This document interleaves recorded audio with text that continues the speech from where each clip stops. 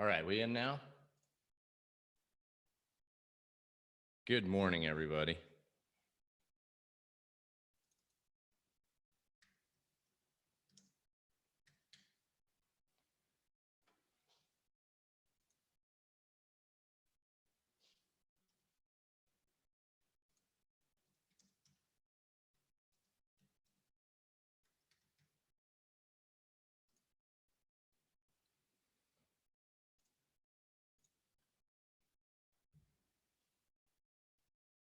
Okay, thanks, Joseph. Good deal. Let's let everybody get in here. We just got a rocket ship going on. We had some weakness overnight, and let's go ahead and get it dialed in for everybody as people start joining us. My apologies, everybody, for the for the mistakes there. That's on me.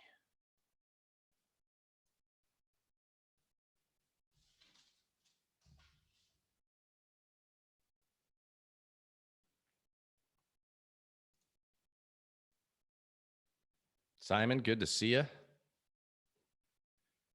Apologies to everybody who was at the other one and just getting over here.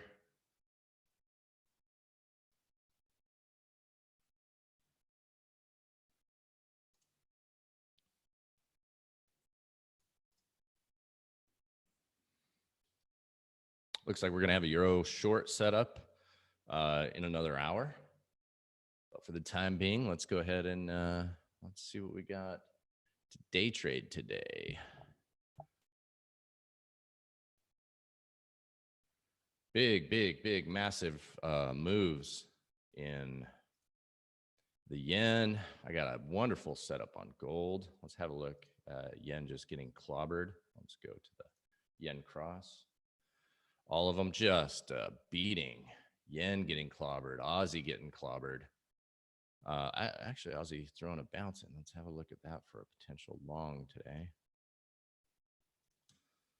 I traded this one yesterday. Yesterday, Aussie 30. So we traded here, got long on this failed vol breakout, and then just kind of rode it into the close at our profit target. Morning, everybody. Okay, my apologies to everybody for making it so difficult to get there. I thought we had a good one. Real quick, everybody, please hit that like, hit that thumbs up for me. That'll wake everybody up and let everybody know we're in here. Good morning, David.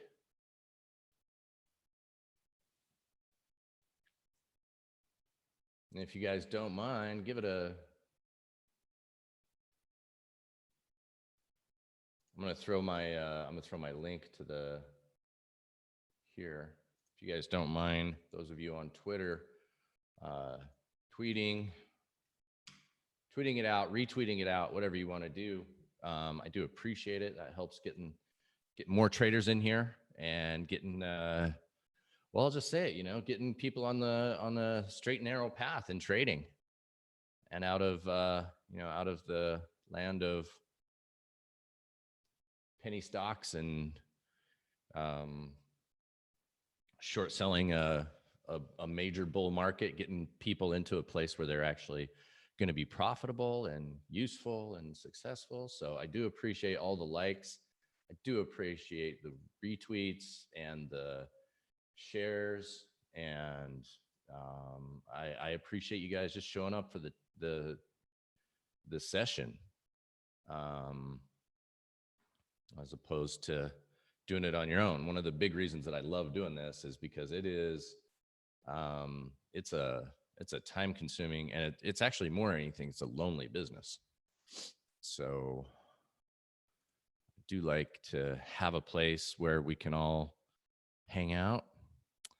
Okay, let me just go through where we're at right now. Sold euro pound for 3R profit. Let's take a look at, make sure that's actually it was did we get, no, we got here. Okay. Yeah. So 1, 2, almost 3R on my blotter there. Was really, actually was long Euro franc as well. And I got stopped out of that one here, which wasn't the thing, but you know, it came back. But more importantly, we got a euro pound off the move. We've got vol breakout, continued vol breakouts on gold. So we had a vol breakout in here. And this was my first entry on gold. This, now we're looking at daily charts, remember. So my first entry on gold back in December, right in here. And then I'm sure I added in here. And then when this started, when we got, you know, probably down here at the bottom, I stopped out half of that, half of that position. And then another vol breakout here, which as I was adding to it, my trail stop did not get taken out, surprisingly, with that. We have trail, actually I should put this here. So trail stop was there, and then we had another, this is how I play these breakouts. So that was my third entry, and so now I raise my stop to this swing low. So original entry, second entry, third entry. I'm a little higher, cost basis is a little higher, I think 1558. So it'll be a bit of a negative move if I get stopped out there. But so far we're in vol breakout on gold, and I want to show why. One of the reasons why we have the bull quiet. Hey SW, good morning. Getting some heads in here. Not as many people as we had last week. My apologies. I was traveling, doing the prop, going to the prop motherland, heading to the head office. I am now a full-on, I went from just prop trading at the firm to now I'm actually a mentor to those of you who do sign up for prop with Maverick. You can go ahead and take advantage of that with me. And let me give you those of you who want to, let me just throw this into the chat. So we did a lot, we went deep on, we went very deep on a prop, on prop trading last week. And I told you about, you know, where I land. So I commented down below, guys, with the links to, if you're interested in Forex trading or if you're interested in options. Those are the links that has my URL. So I get tagged for it, which means we'll be working together. So if you do sign up for Maverick, or if you have already started to go through the process with Maverick, send them a message. And if you didn't use that link, send them a message and say, hey, I work with Chris, and they'll get you organized that way. But enough of that. Let's have a look at what's going on with markets. So gold long, I'm still long NASDAQ, and have, yeah, that's 12R move now we're in on that. And it's not 12R from my original. Original was down in this area, I think in here, somewhere around like here. So we're looking at, you know, probably a 40R from my original entry, but as I kept adding to the position, it has moved to a 12R move. We're at 10R on gold at the moment. So we're doing pretty good there. Let's go through, that's not very useful for you guys. That's more of a victory lap, right? Let's see what we got going on right now. What's happening? Sasha, SW, your oil move that you asked about last week, you got what you're after. We talked about it, and that is a failed vol breakout, movement to the midline 56. Again, I'm seeing that great range. I missed this trade, as happens, but congratulations to you. Let's have a look at Natty Gas. Natty Gas has some good compressed volatility here. A move above and then a reversal would be interesting. Let's have a look at copper.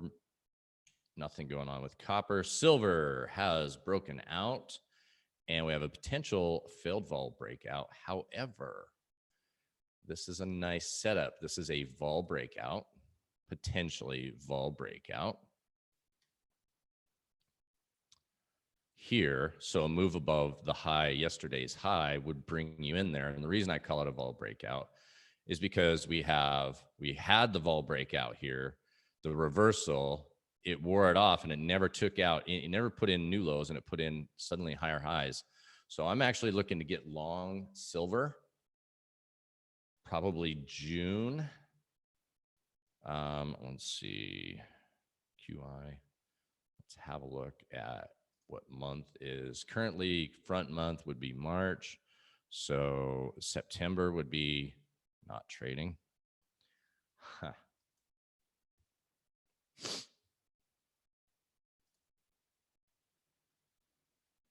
Maybe it was July. So July is barely trading.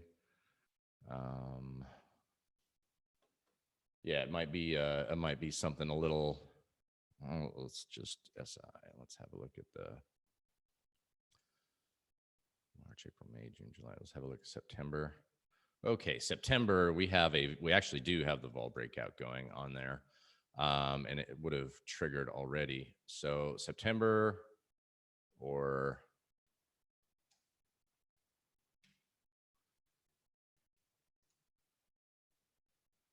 July. So July, that would have got filled as well. So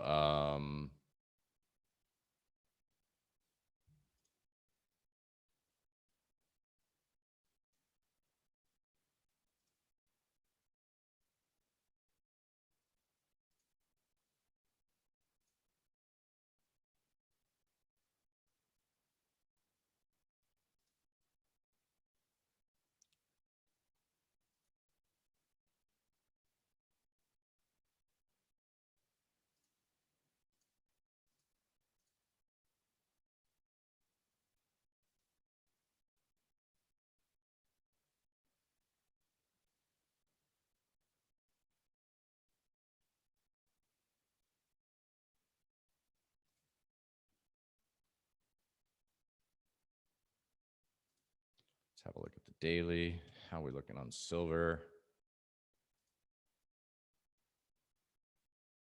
All right, I'm going to get long silver. I'm looking at the July 2020 silver contract. So QI, let's have a look here. July.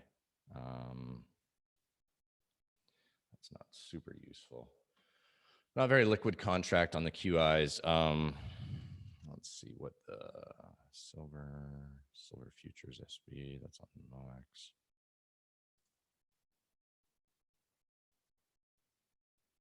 ZI. Oh, of course, I don't have that. So yeah, anyway, I'm looking to get long silver, the July contract. Got some good news from FXCM today. They are fully integrated with TradingView. So if you actually trade on FXCM for currencies, then you have TradingView as your co-pilot.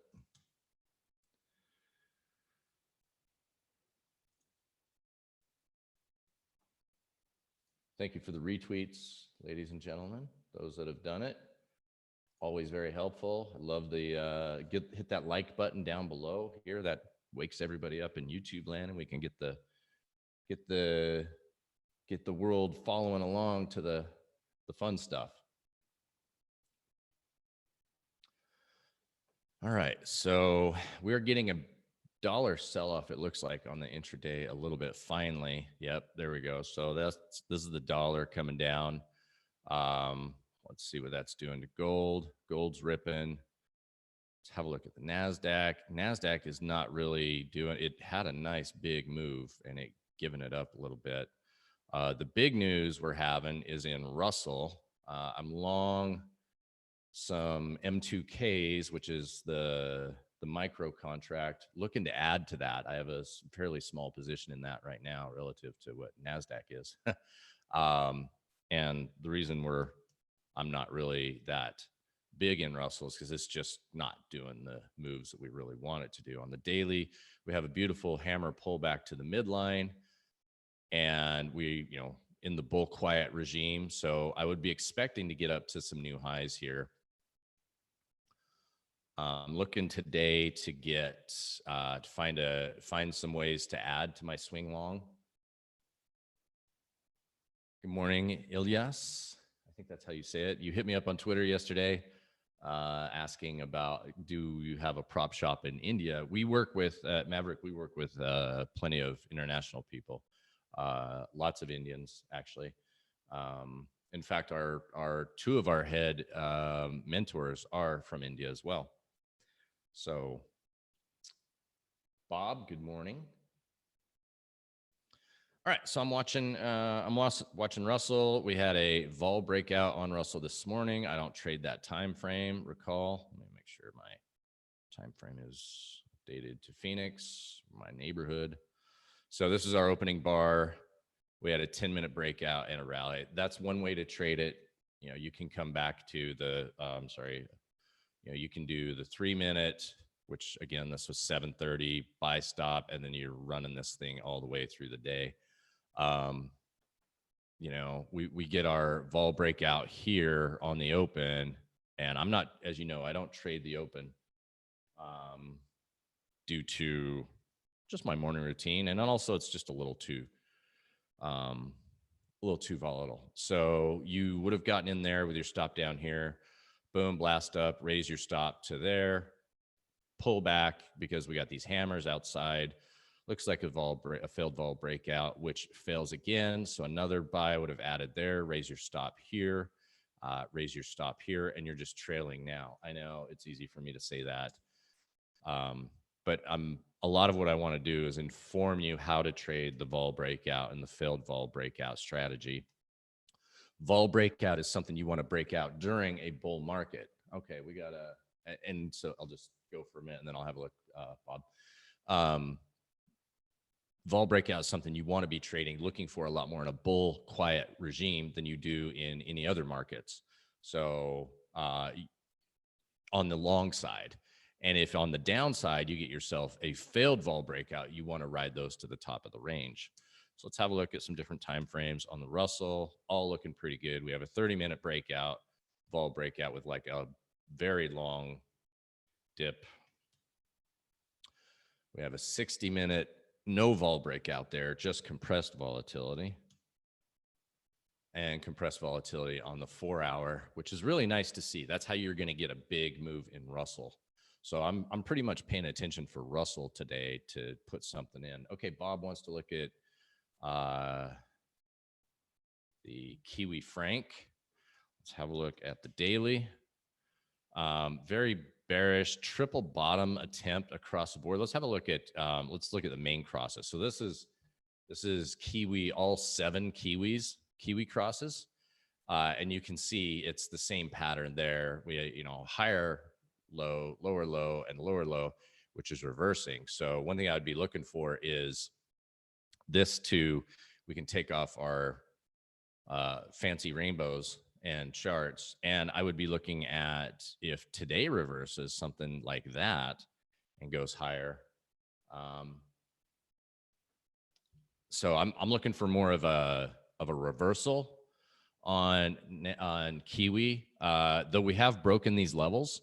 So it could also, this is the thing about like major areas, right? You have a lot of emotion going on here. So, the trend is definitely down. You could absolutely have taken this short and be doing all right. Let's take a look at the Franc crosses. Again, we're looking at all of them. The opposite. So your setup is nice. You're shorting Kiwi and you're long Franc. So you're putting yourself into the right place. You see how I did that. So then we drop down to the Kiwi Franc, down pretty big already. Hasn't put in a new low on this one, but it has gotten below this one. So we have a potential to break lower. Let's go ahead and take this to, let's take it to a 12-hour time frame. Bulls are still holding on down here. There's a lot of support here. As you would imagine, we have these 3 levels here. And if we go back, there's a lot going on in this level. So it's less of a obvious trade and more of a, there's a lot to deal with sort of trade.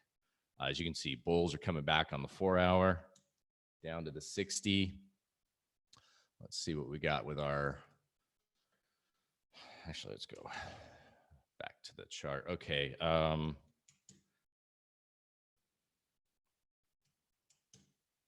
So on the 4-hour, there's a strength coming into it down to the hour. Strength obviously has come in there, and bears tried to pull back off that. Remember, see, we had the double bottom pattern here, and we're reversing. This is pretty bullish for a potential move back to this area here, which was support that was broken. So a potential move back up to test it at minimum. Let's have a look on 30. Yeah, you can see it's moving nicely. So my thoughts on shorting Kiwi Franc on the short term. No, I'm guessing we're going higher there. I might be wrong. I'm always wrong. But on the longer term, there's a lot to deal with, and I'm probably going to want to stay away from that. So let's get back to have a look. Okay, we got our failed vol breakouts on ES, on YM, NQ leading the way down, Russell leading the fight forward. Usually that's what happened. When Russell rocks, NASDAQ takes a break. When NASDAQ rocks, Russell takes a break. Just kind of how the game is played.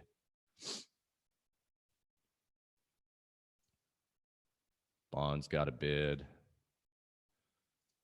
Crude just rocking, continues to rock up. All right, we got some more people in here. All right, I'm liking it. Those that are new, please give a like over there on the like button, and let me know where you guys are trading from.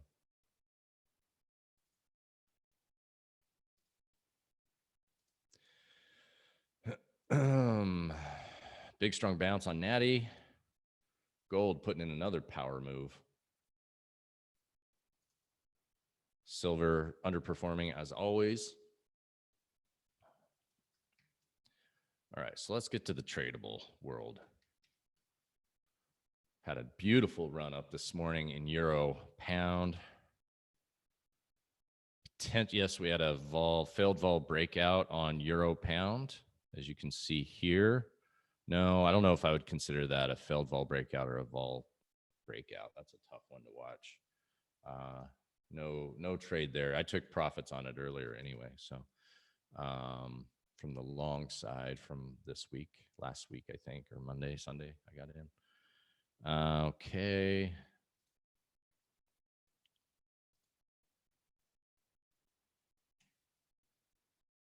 Pound looking stronger. Thanks for the likes, people. All right, euro pound, we already looked at that. Aussie Kiwi. All the yen pairs did massive work yesterday. Look at that, massive.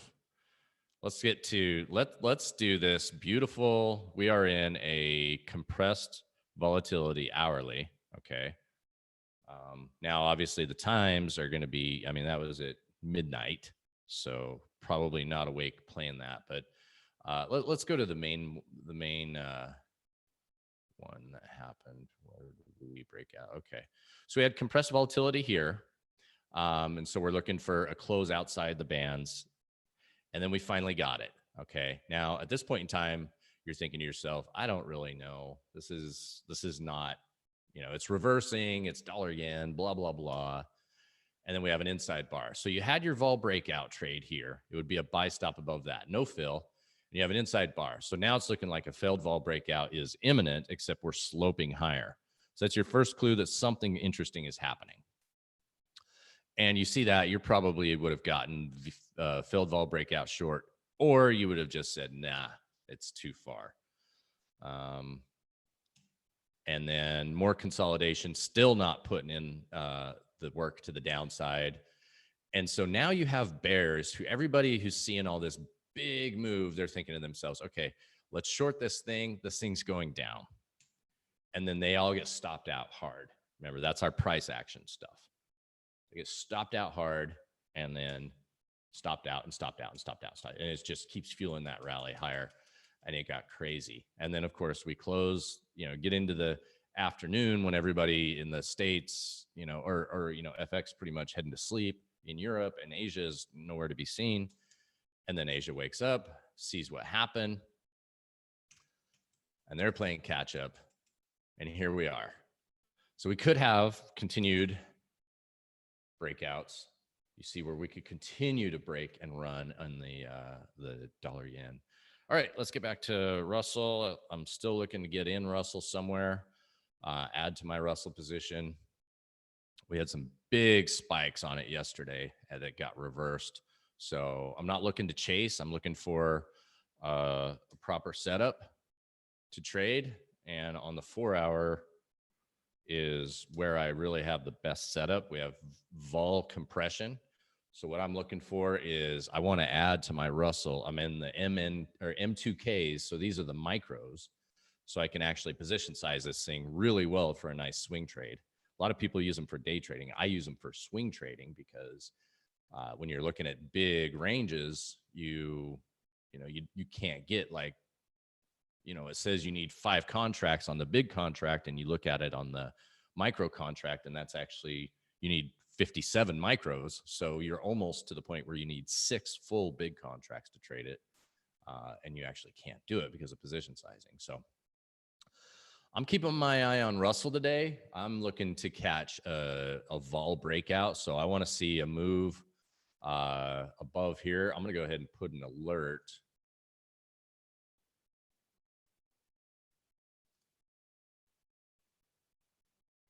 What is that's 17. Yeah, 01. We'll just call it 1701. That'll wake me up. And there we go. So I've got an alert in here on Russell so I can walk away and continue to tinker with my charts.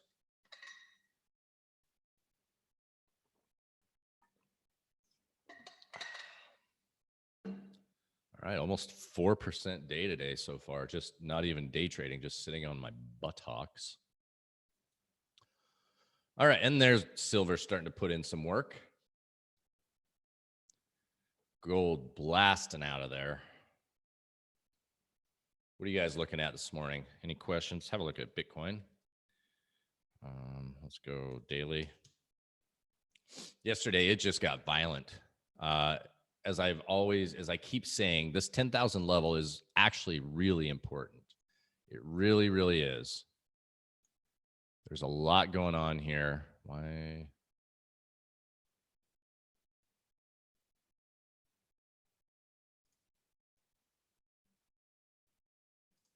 There we go. Bitcoin over 10,000. Bitcoin below or above 10,000 is, you can see we get a lot of these wicks here. And then just some heavy selling, People are realizing it's at 10,000. People are getting nervous. They're going on Twitter and they're reading somebody saying, hey, yeah, the hash rate, blah, blah, blah. And so they get scared and sell because maybe they bought it at 6,000 or maybe they bought it at 10,000 when they got scared and now they're getting stopped out. So all the chasers are getting stopped out right now.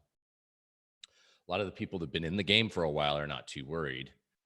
And we are, really holding up well on, we didn't hit that 300 on Ethereum. Holding up really well on Ethereum, better than everything else. I would say Ethereum is probably holding up the best. And, Big Daddy Bitcoin's going to hold control. Everybody, what is up? Where are we coming from? What do you guys, what are we looking at today?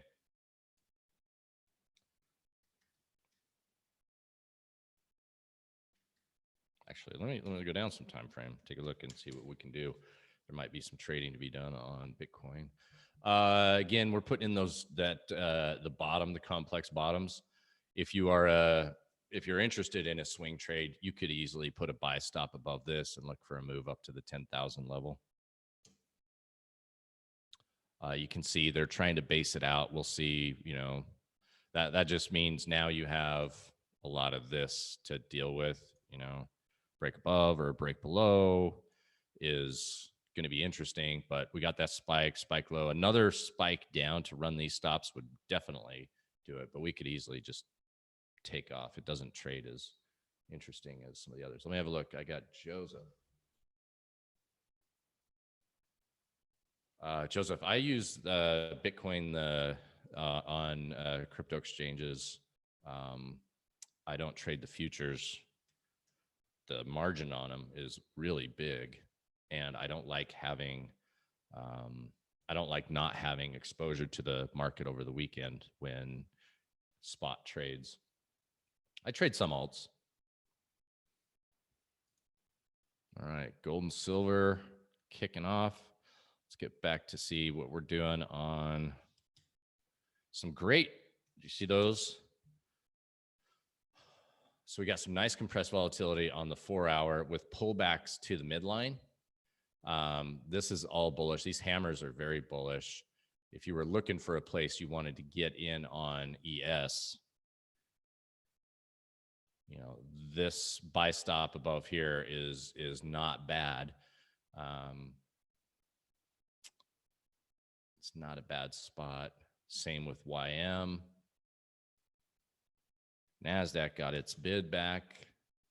So a lot of volatility here, and it's holding up. Lots of wicks down in the bottom. Let's take a look at the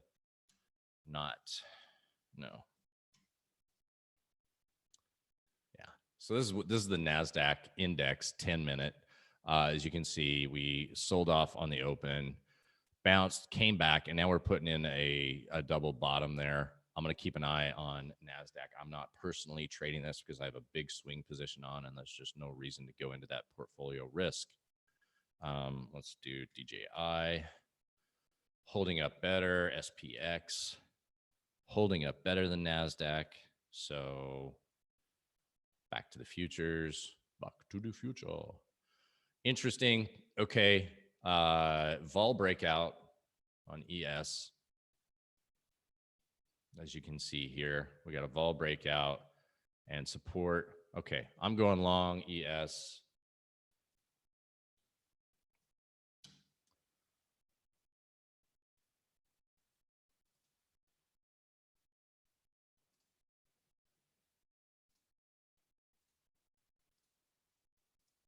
All right, I'm going long ES at that. I'm in here. So the high was 33.8750. I got in 33.8775. I'm looking at a vol breakout, trading the vol breakout on this one today.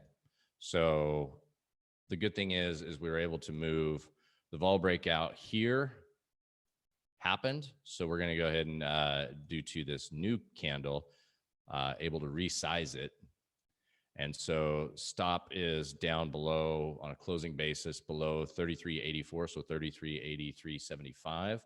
And then we're going to look for this vol breakout to take off to the upside here in a little bit. And then I will be trail stopping that. My long-term state of NQ, Bob. I'm long, and I'm happily long. I'm not adding to any NASDAQ position, but I got long in right around US Thanksgiving time, so the end of November, beginning of December, somewhere around there. And I've just been adding to the position as it continues to go. I think my position, I would say, or my thoughts is what you're asking,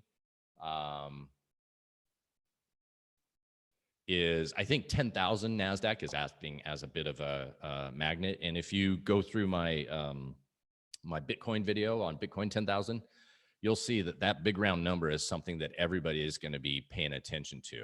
And what does that mean? That means that people are going to be, it's going to run to 10,000. There's going to be a lot of orders up there that need to get filled, and people that make their living, running markets, market makers, and just generally anybody, when they hear 10,000, a lot of people are just going to take profits on NASDAQ. So I think that you're going to get something, you could get like 99.90, 99.5 or something like that, and not actually hit 10 and like really get up that high and then reverse hard.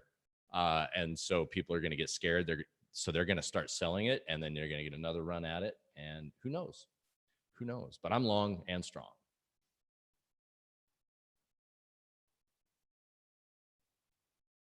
Joseph, portfolio risk when trading multiple systems. Yeah, so I mean, I know my statistics on my systems that I trade, and so I'll run three different. I run three different. How to say it? Three different strategies. I run a monthly strategy that is ETFs, and that's my global macro. But it's a quantitative strategy. So we're looking at we're trading ETFs from all over the world, across commodities, interest rates, currencies. So we'll have Eurozone, we'll have like Switzerland, we'll have Ireland, we'll have Taiwan, we'll have milk, we'll have maybe the Dow, NASDAQ, gold, silver, basically the global macro portfolio, TLT, high yield growth bonds, corporate debt, bond, ETFs. So these are all ETFs. So I'll have the majority of my capital, like 401k, IRA, retirement, longer term money, I'll have it in there. And that every month it goes through the entire universe of the ETFs and sorts them and finds the winners and losers, and then gets in those. So it exits at the end of the month on trail stops, and then it adds to new positions or resizes positions depending on how well it's doing. At the end of the month. And then so every the first day of every month, whether it's a Sunday, a Monday, or whatever, I go through the entire universe, readjust my portfolio, and we'll say that is probably 75% of the capital for my family that we have. And then we have of course, tradable. Then of course we have savings and such as well. And then we have, capital, like checking and savings, like money to pay the bills and live life. Then I have my daily swing trading. So at the end of every day, I go through and I scan all my charts. I scan through all my charts, and this happens at 4 p.m. Mountain time, so 6 p.m. Eastern time to standardize, since that's the time of the market. I go through all the markets that I have on my screen here, so all the currencies and all the futures, and I look for the vol breakout and the fail vol breakout setup based on market regime. And I take the trades accordingly, and I do that every day. That's my main money maker. That's where I earn the most amount of money in trading. It's on those swing trades. So not very fast moving, but you have big, 2, 3, 4 hour moves. 2, 3, 4 hour moves on a $100,000 account is, $2,000, $3,000, $4,000. And you can get anywhere from like 3 to 5 trades per week. Typically, some for the last few weeks, we haven't had as many. But yeah, you can have, that's where the really big moves come for me. So you can have, like I said, 3, 4, or 5% moves in a couple of days. And then my day trading is, let's just call it active trading. So if I have basically a portfolio that has exposure to, let's say my monthly portfolio has exposure to gold and silver, I won't have a weekly, or I won't day trade gold and silver. I'll just sit in that long position. Now, if let's say I've been long NASDAQ, Dow, S&P, gold for the last, year or two, I won't be day trading though. I might day trade them. Actually, I do day trade them. That's not the right way to say it. I day trade them, but I won't swing trade those things so much. On occasion, I'll grab them. I guess that's a good one. Cryogenics, what is up? Welcome, everybody. All new faces. Love to see you here. let me know where you're from, and hit that like button down below. That helps let other people know who's kind of looking through YouTube. Hey, like, hey, I want to watch some trading, and I want to learn about prop trading, and I want to, trade futures and Forex and crypto and all that. You guys got any questions on anything we've covered here so far? Really liking that Russell move.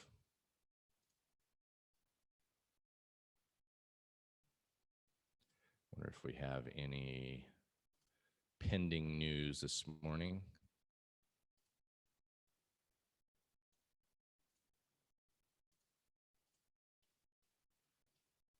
Any more pending news?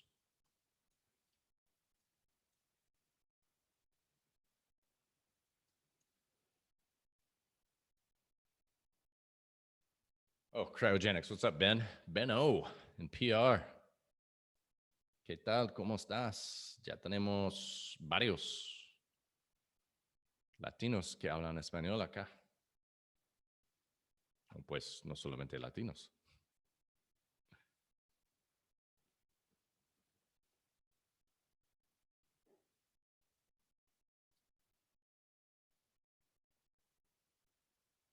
Thanks for the likes, everybody.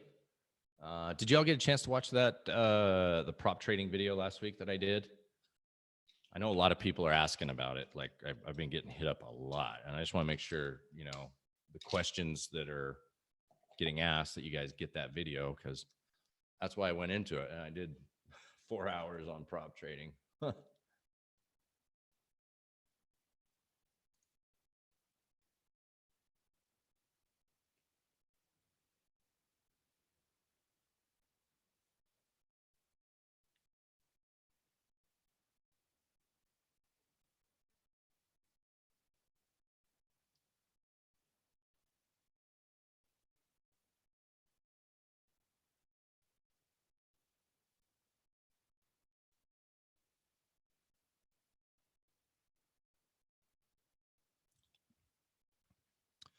Okay, we currently have a failed vol breakout, which played out for 1.5 R, and then is ripping. So I'm looking for this, looking for a vol breakout to happen. And that's really, if we get above here on S&P, we should get a little bit more action. But so far that 33.89 is holding. Let's see what we have overnight. So we've had this general area has been a bit of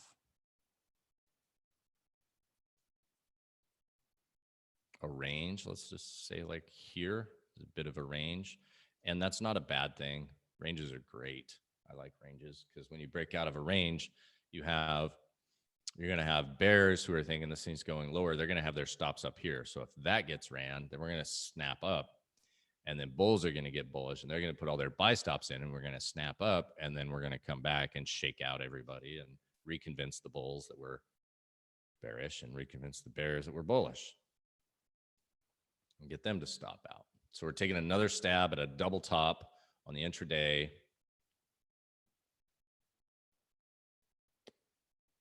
All right, gold reversing intraday, silver reversing.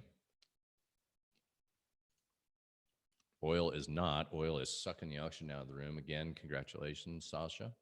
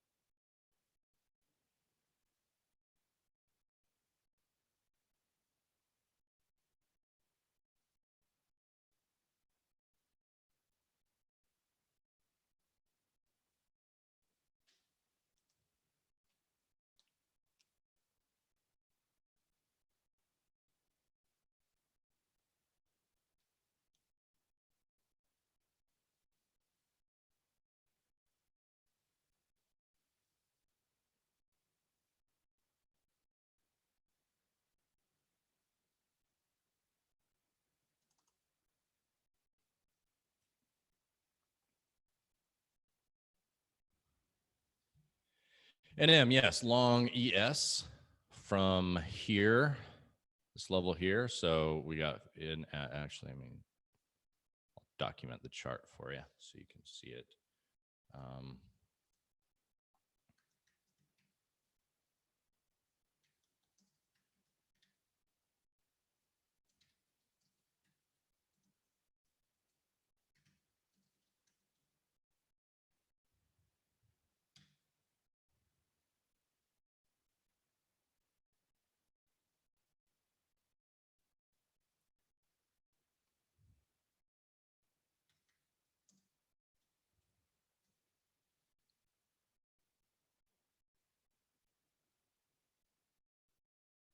Is that what I got in, or I think it was here, wasn't it?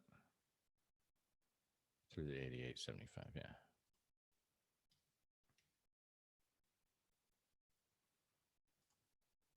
So now we're looking for this break of, we're looking for the break higher here. We've come up, we failed vol breakout, failed, and now we're failing on that failed vol breakout and looking to continue the vol breakout, which is the longer move.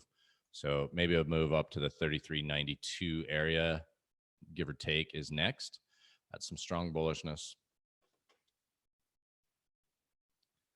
Wow, metal's taking a beating suddenly, huh? Or relatively speaking.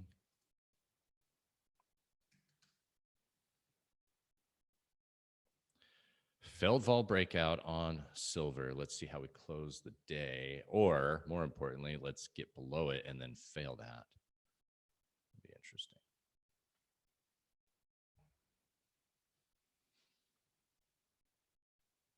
Yeah, so currently just long S&P on the intraday.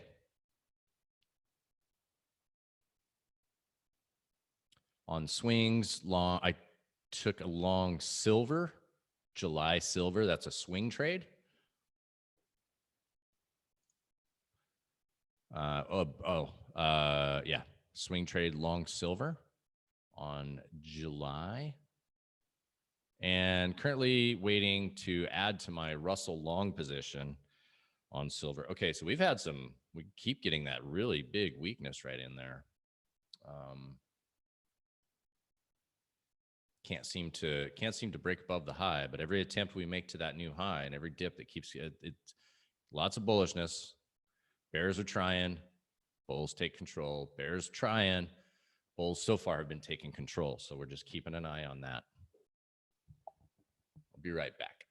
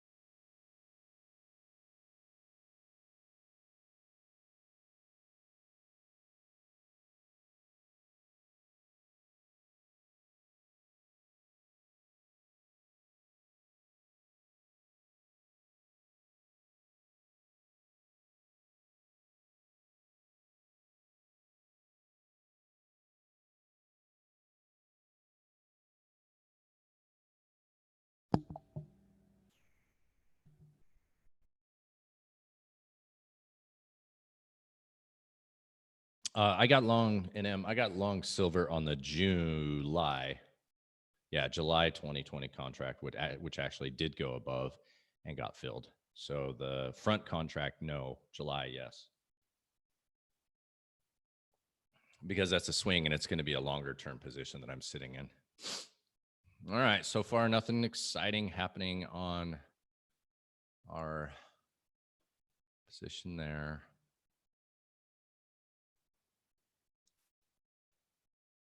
Like 1697. That one. Where did I put my alert? Yeah. So alerts at 1701. So we've got about 4 points to go higher on Russell before we look to add to our swing position, or my swing position there.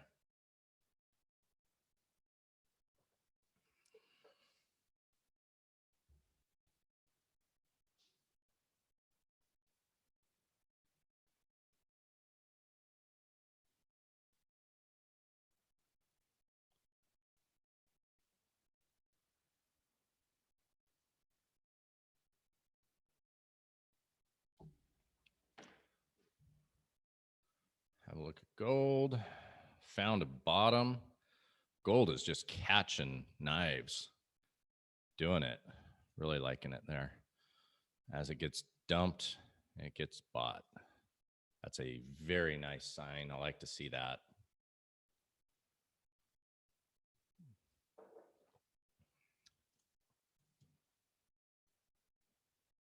So on our 30-minute, you can see there's a little bit better story.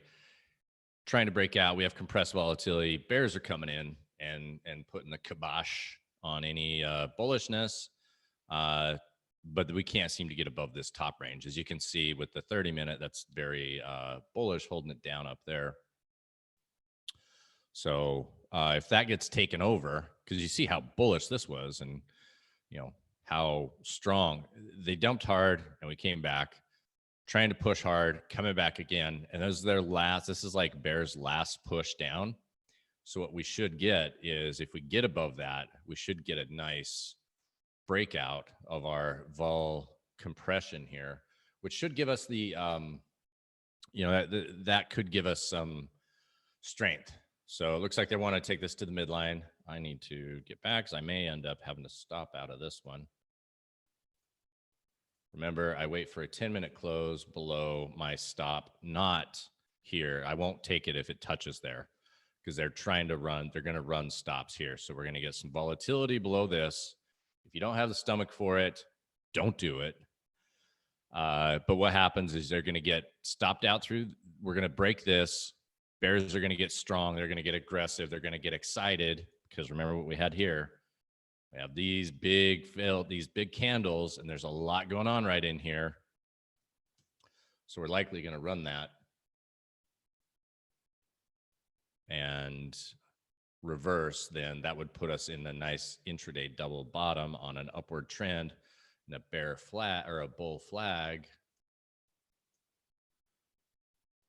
So keep an eye like this, right? And okay, bulls are stepping in.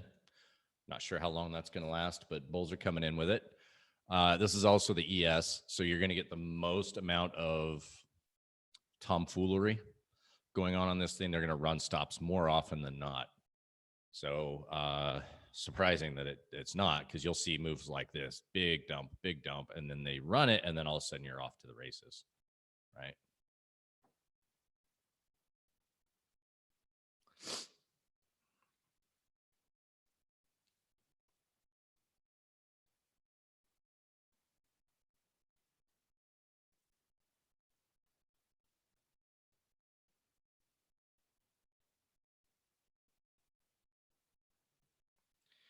Did I get everybody who wanted to know about prop?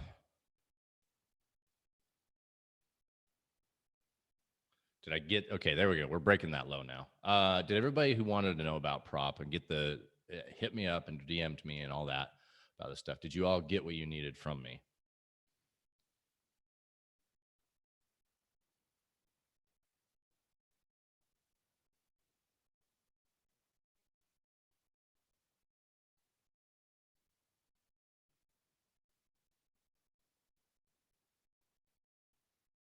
Okay, breaking that low as expected. So let's watch. We got 5 minutes.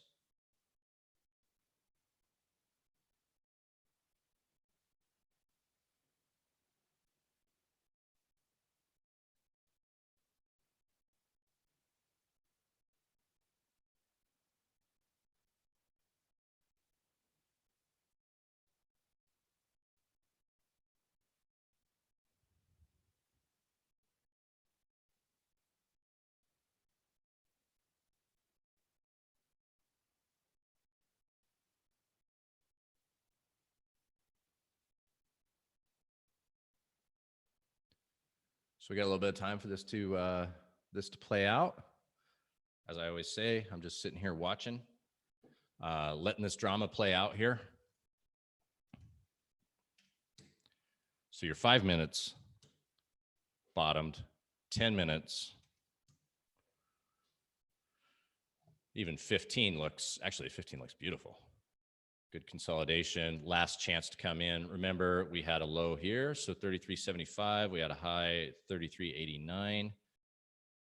Let's see what that is.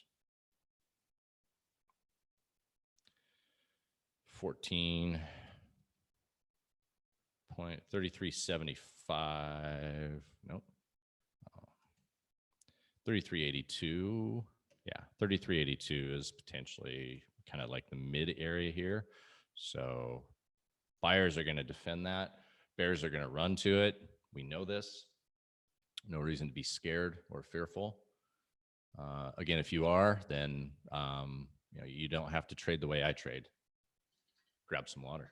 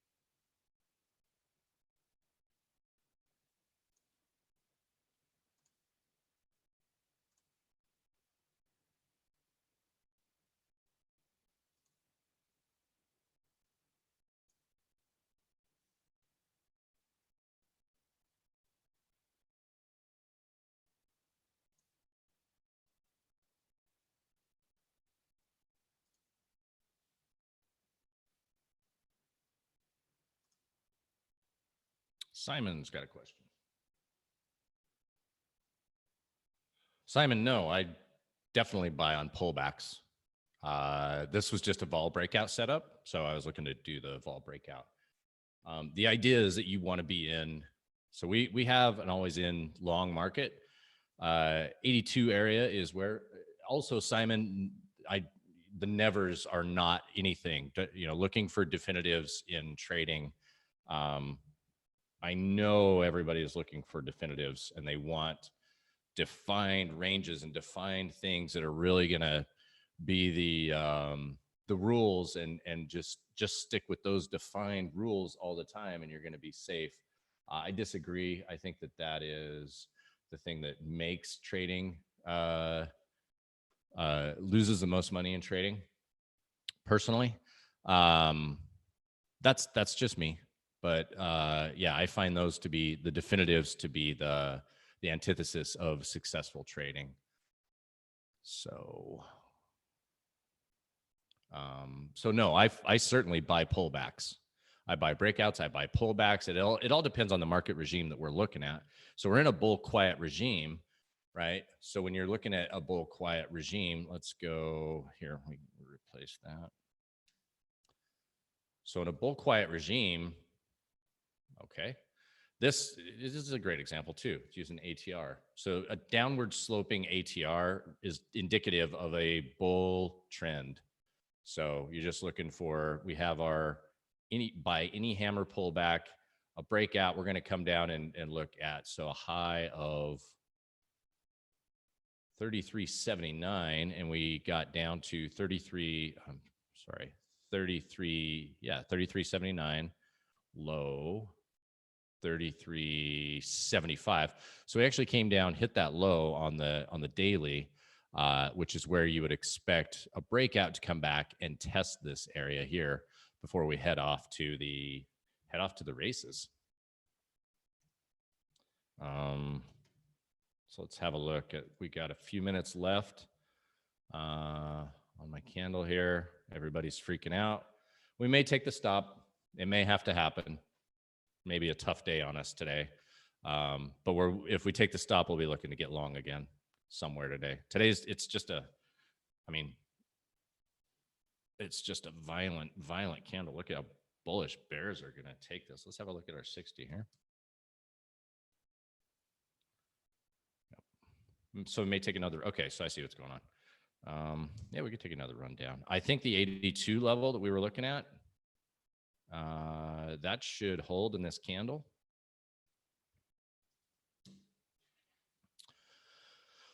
Again, if it doesn't, that'll be a 2-hour stop for me. You'll actually see me take my biggest stop that I've had yet if this thing breaks.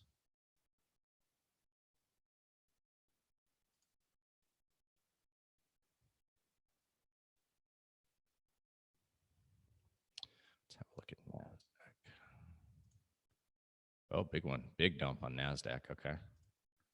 Russell dumping, but still holding on a lot of that move.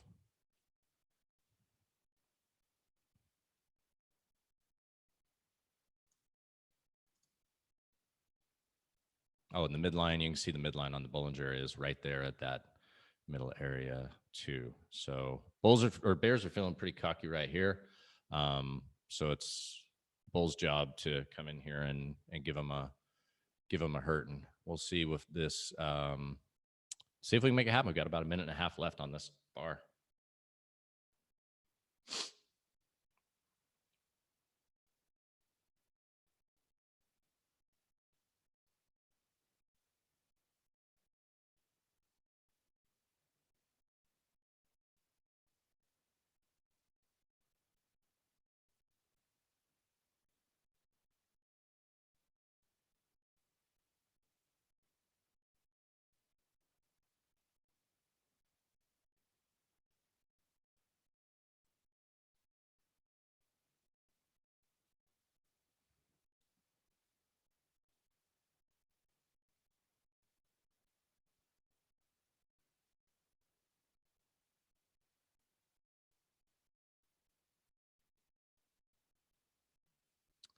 Jeff, we're at yesterday's gap on Qs.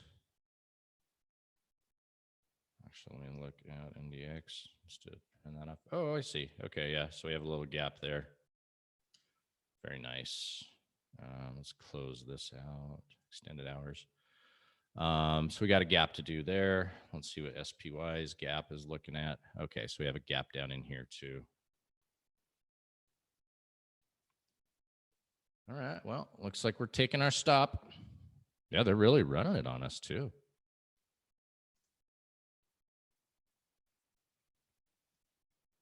All the way to the other end in one candle.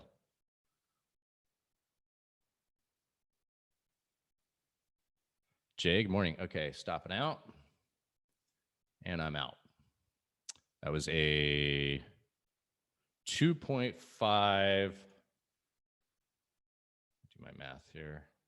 Run that on the screen.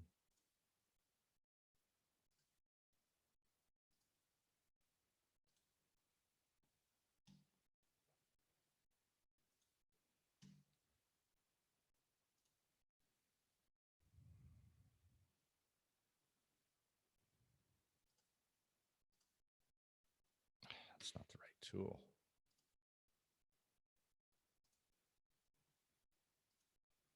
There we go. So we got 2.5 hour stop. Biggest stop since we've done yet. Let's go ahead and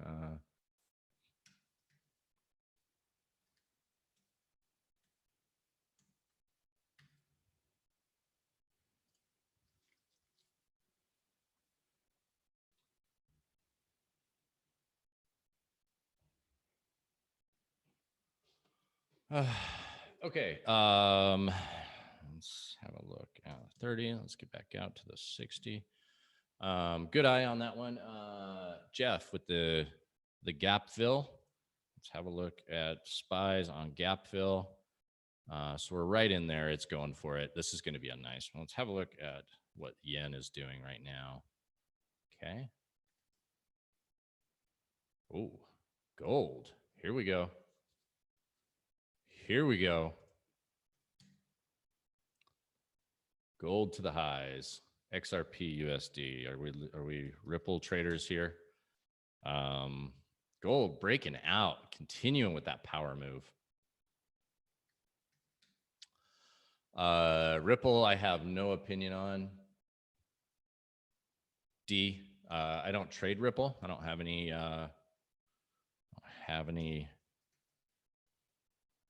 going on that. I mostly trade Bitcoin, Ethereum, and EOS. But right now, all I am in is Bitcoin from our lows. Right. Let's keep an eye on Russell. That's the one we're looking to get into here. So when we come back out of this big sell-off, actually, let's have a look here. Okay, they're holding it up pretty well here. So let's.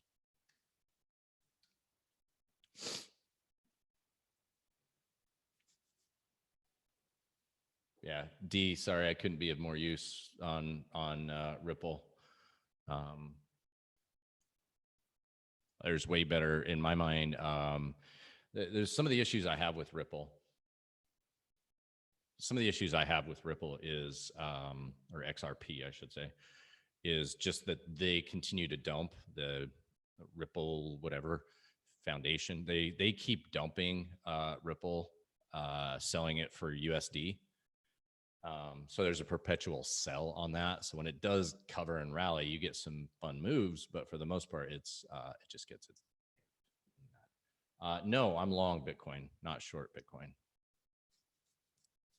And looking to add. Okay, so I'm sorry, ES. See how we're holding up on ES. Okay. I want to get a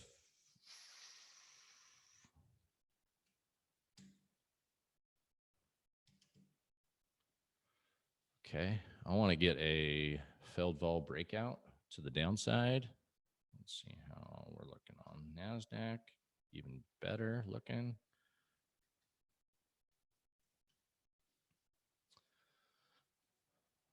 You want to see this thing fail. this big, massive sell-off, fail, and close up near the top. Talk about bullish there. Sure, D. Yeah, there's better there's better mechanics of cryptos, I think, to trade out there. I think getting caught on the price that it's what 50 cents or something like that probably, and you can buy more. I get that. I get a lot of people like that, but when you're putting in 15% moves on Ethereum, I would rather be in that.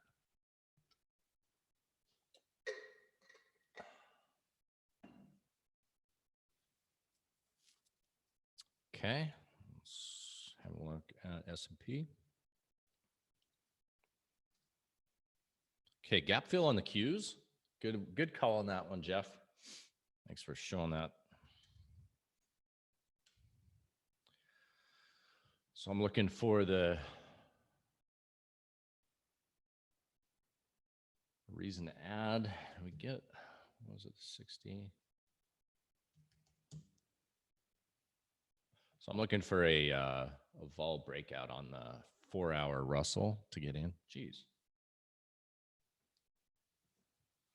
I'll be adding to my long position on the Russells if we get above and do a vol breakout out of this compressed volatility range. Though we could definitely get a failed vol breakout.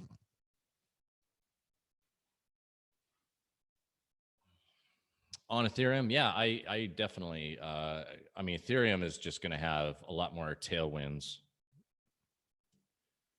than you're going to have with. So yeah, you get 27 cents. Yeah, it got up to 30. I mean, I get why people are into Ripple to trade, but I just don't see that as good as this or this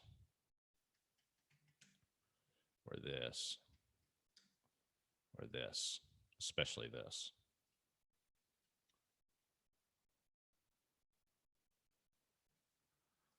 Okay, let's get to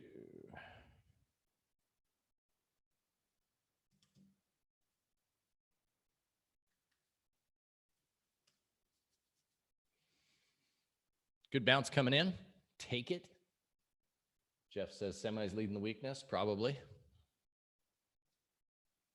They like to do that. Down a bit. It's got a ways to go on semis to fill yesterday's gap. So that's true. Not yesterday's, the day before. What was that? Monday's gap.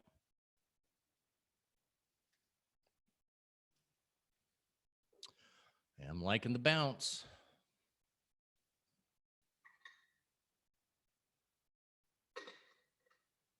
I'm going to cut trading short today. Probably out of here at in another 40 minutes. So at the top of the hour, we'll get to 12 o'clock Eastern time. I'll run through the hourly chart, see if we have anything in the 4-hour charts. And then that's going to be it for me. It's going to be 80 degrees outside today. So I'm not going to let a day like this go unchallenged. I will be out there.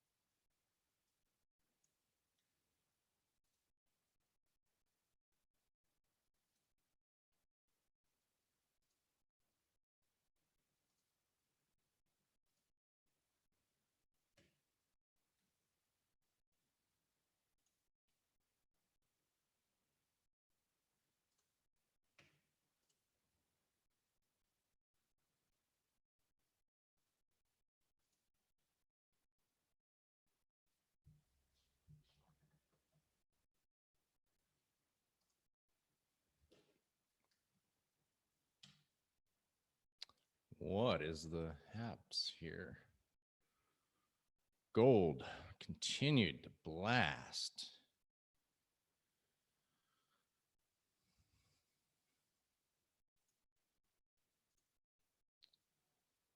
TM, good morning. Howdy.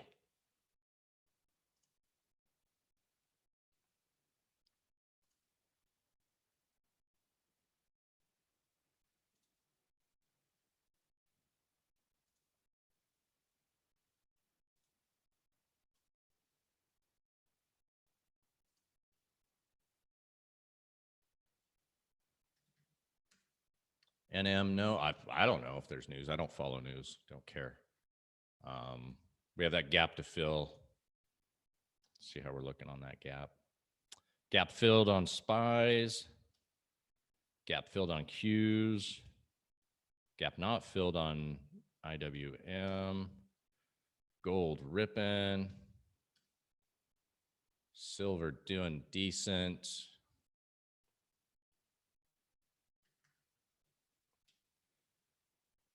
Yeah, it's a big ugly candle. Yeah, I don't know.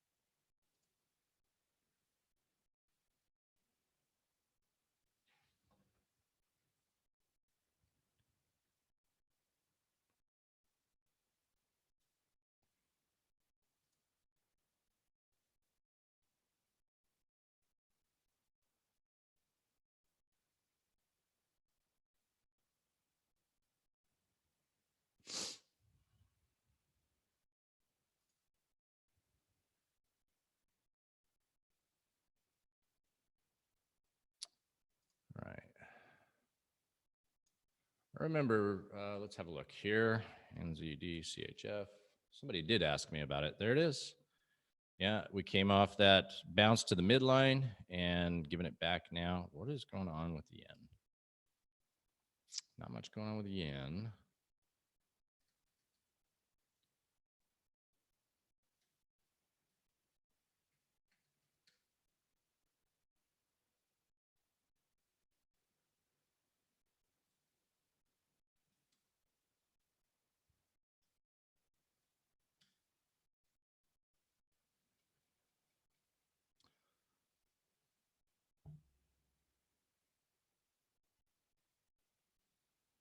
Jeff, yeah, exactly. So also we got that nice 50% move here. So if we want to see our low from 95.33 all the way up to 97.63, so 230 points would put us right in this general area. I like it. Yeah, I don't know what's going on there. I don't know what happened today. That's about a 1% move in a half hour.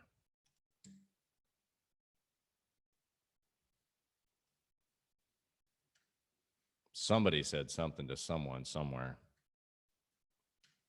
And then somebody freaked out about it. And then there you have it. That's my explanation of what's going on. 10-minute RSI. Let's back to the 60. Look at that failed vol breakout. That doesn't happen very often. 1, 2, 3R, 4R, 5R, 6R. I mean, was anybody thinking short on that when that happened? I was definitely still thinking to get in long. That's quite the move. 30-minute bar close. So we're going to get a lot of action on this one. Probably going to be who knows? Maybe they'll bring it back in the afternoon. Maybe they'll do a sustained down couple of days.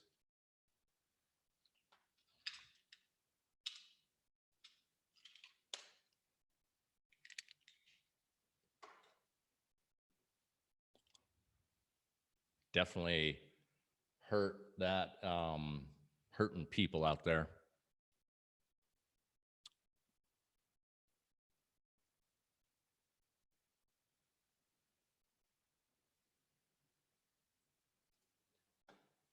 Gold keep putting in new highs.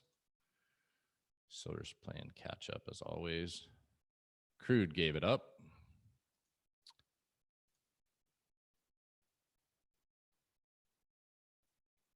We're looking on bonds. Bonds are off and running.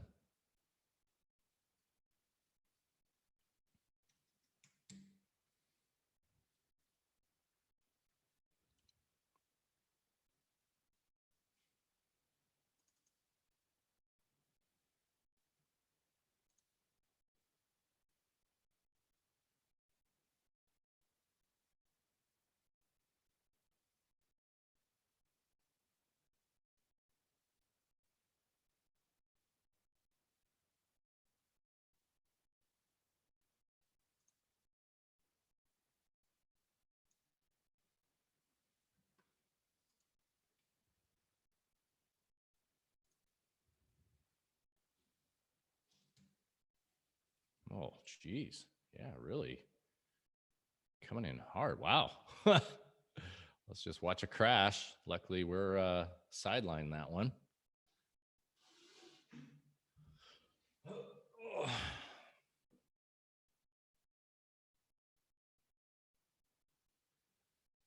Semi's almost gap fill. All right.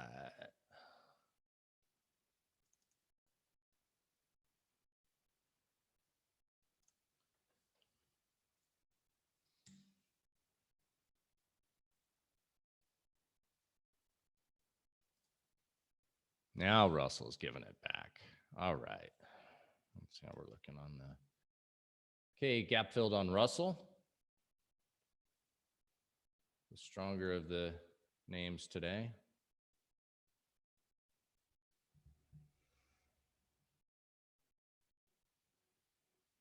It's a bit of a flash crash, I would call it.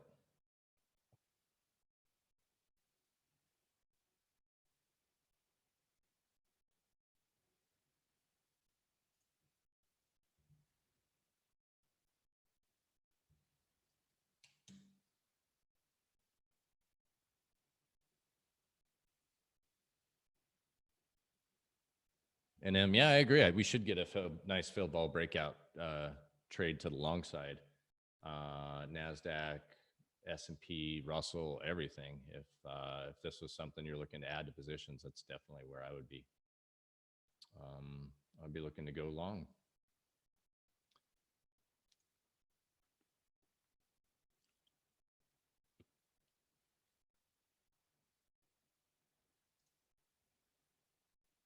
Aussie getting pummeled.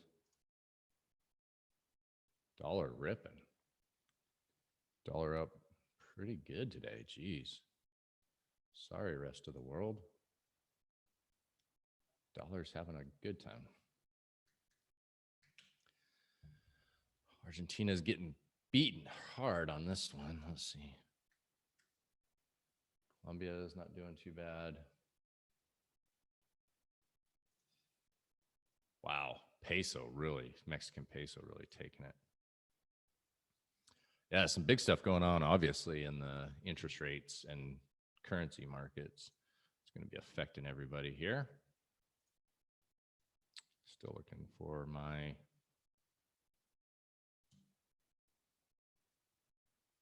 Yeah, could get a fail ball breakout long.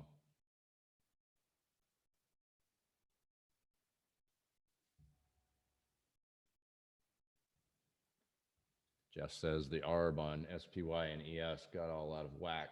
Rare. That could be. That'll cause a flash crash like this.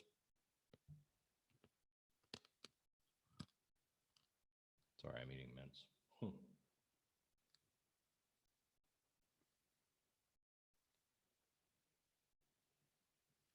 just want to have some real fun? The 1 minute chart, Russell, nothing. Sat around there until something at 9:10 a.m. my time, 11:10 a.m. Flash crash. 1696. Yeah. 1 minute bottoming finally.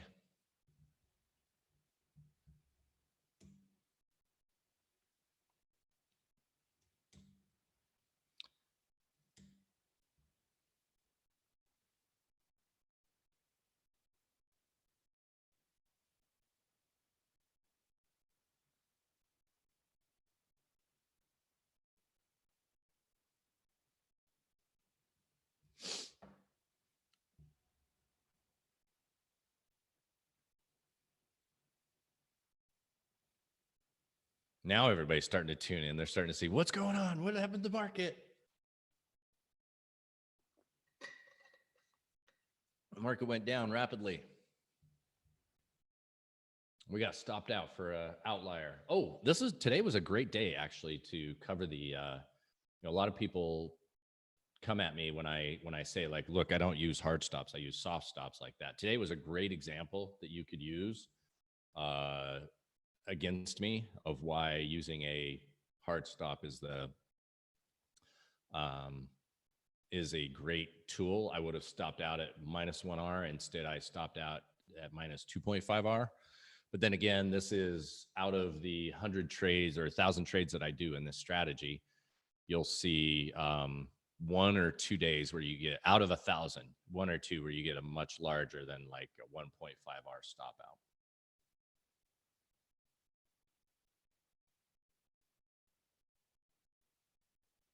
Joseph asks if outside of Van Tharp, Scott Phillips, and Al Brooks, do I recommend anybody else? I recommend my tweets, my YouTube. No, I don't really. I can't think of anybody. It's not because I don't believe that there's good stuff out there. I do. I also believe that there's a lot of bad stuff, probably more than anything. There's more bad stuff than good, but I don't know.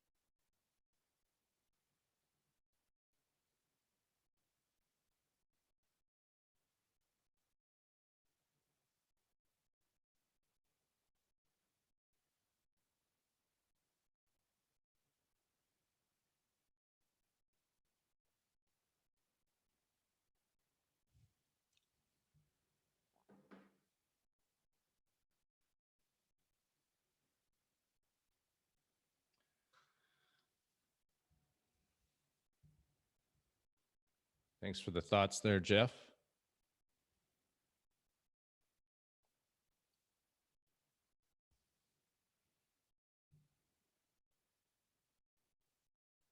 It's days like today where you get these. There's two possible. In my mind, there's two big outcomes that happen when you have such violent moves. Is suddenly everybody is waking up. So let's get into the price action of this game. Let's get this crap off the screen. You'll notice we had a lot of consolidation up here and not a lot happened. And so with a sharp move like that, now we got to think, okay, what's going on in this level here other than pre-market stuff, right? That all broke. All of that broke, and we came down and we checked this low down in here. You can get some violent bounces out of this. If this was an artificial outlier to the algos, it was artificial outlier to my strategies for sure. So you got to rebalance that sometimes, and sometimes you get some really crazy violent moves, or we're going to get another run at the bottom, and just people are going to just keep trying to dump it.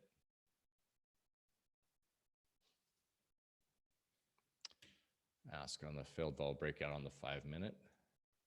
I'm going to stay away, NM, because I don't have I'm looking for the vol breakout to the upside. We could get the move here. Happy to, I mean, yes, this is a vol breakout for sure on the 5. Failed vol breakout. I'm actually looking for another test at the bottom. If I miss it, I miss it. And probably one of the big reasons that I'm saying I'm not taking it is because my portfolio is really strong at the moment. Really had a really good week. At the point of this writing, had an 8% week this week. So I'm not racing to do a bunch of trading to get it back. So it's a convenient place for me. Plus, I just took 2.5 hour loss, and I spent the last 2 days traveling and doing everything. So I'm a little shaky on my. I don't want to risk too much and get too far into it. So I'm going to watch. I am expecting another run at the bottom. And if we get another run at the bottom, then maybe I'll take the FVBO long.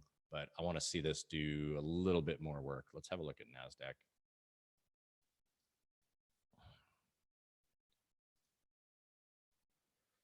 Whoops. Sorry. All right. Yeah, all that was just destroyed. So NASDAQ down 1.5. That's the biggest. The strongest is Russell. Let's keep an eye on that. Let's get back to the yen, see if we got anything there. Yen's coming back a little bit. So there's a big bounce on yen, it looks like. Yeah, big bounce on yen, and that obviously there's so much correlation across all these markets.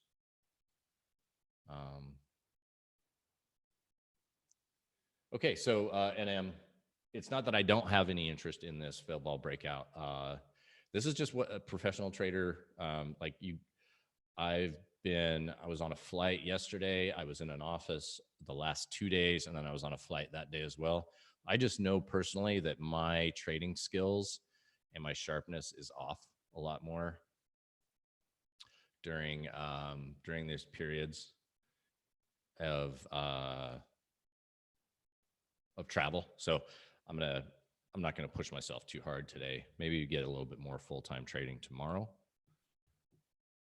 But yeah, this week being in the office, getting the prop stuff together really took it, takes its toll on you. Okay, gold still pushing higher, not putting in new highs just yet.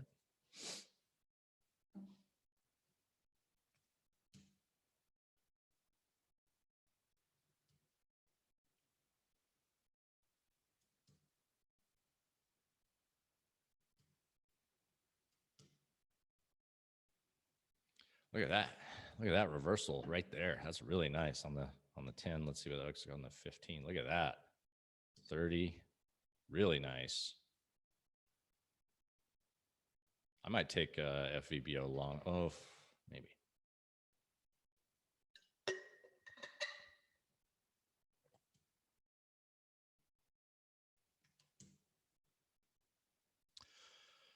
Okay, so this is a great period to go back and look. When we have this compressed volatility, Bollinger's inside the Keltners, we expect the volatility to stay compressed, and then the energy starts to really get going, and then you'll bang around. And your first move, oftentimes, and the way I built the entire strategy is usually the first move fails. So if we had a breakout here, that would have been a vol breakout and would have gone long. However, and still, well, no, because we didn't get above there. But we could get a failed vol breakout and take a long there. We could close, if we close above midline, that's a beautiful spot to be looking to get long. So a lot of things. So here's our second attempt to start going down. 220% of the 5-day ATR in SPY today. Nice stuff, Jeff. Where are you coming at us from, Jeff? Where are you from? Where do you live?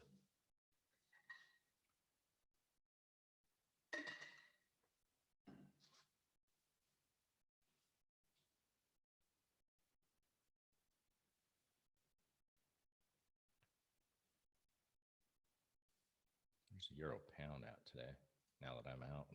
Oh, it gave back everything. Did we do the, we had, I remember we had a fill ball breakout, and I was just like, oh, that's interesting. That's good.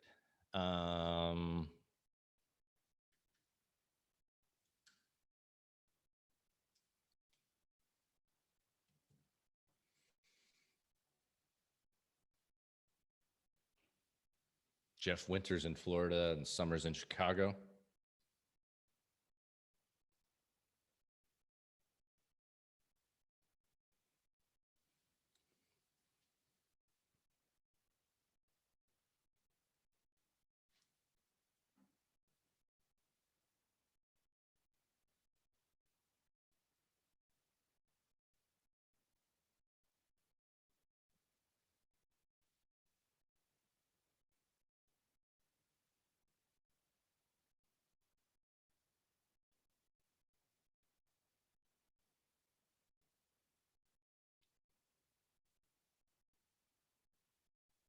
Oh, New York. All right.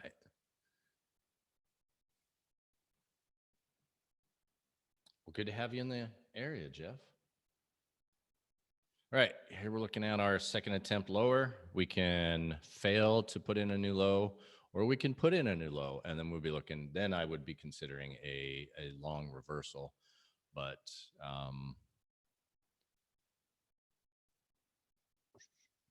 we've got a minute. So this is where I would be considering a potential. If this holds and we put in a new high, then I would be a lot more bullish on the failed vol breakout to the upside.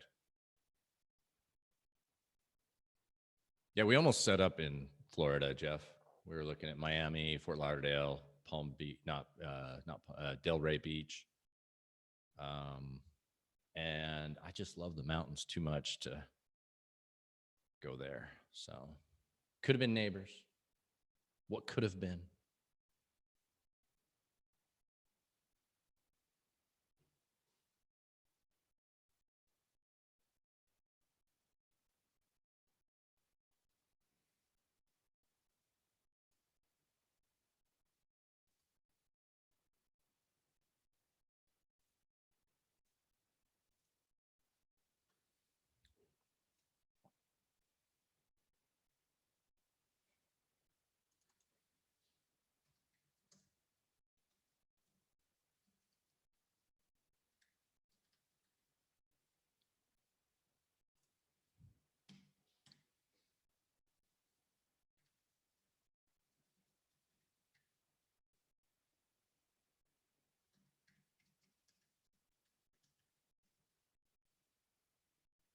Sarasota. Nice.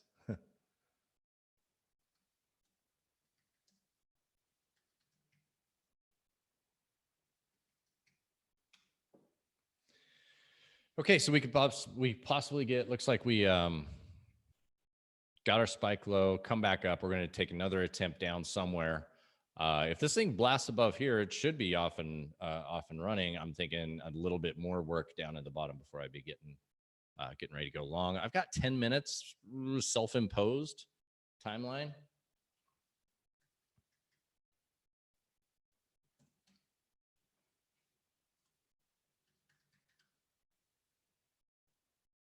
Euro coming back from it nicely.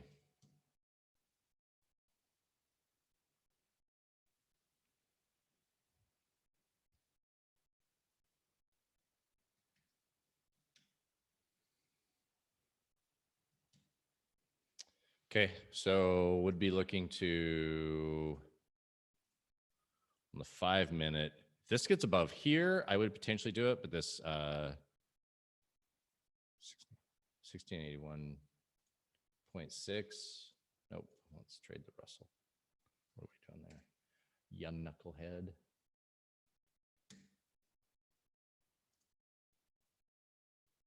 March Russell 1681.6 buy stop.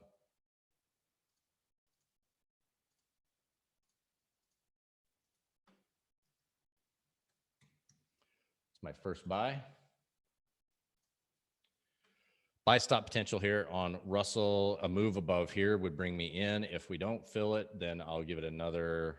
I'll put a buy stop above this one, and we'll just kind of look to see if it never goes. If it doesn't go above it, we're not in. We're short, or we're in cash. If it does go above it, then we get pulled into that trade. That's the way the buy stops work. The reason I do that is if it never goes above here, then our trade never would be working in our favor in either case. So it's a safety measure. So 2.5 minutes for this candle close.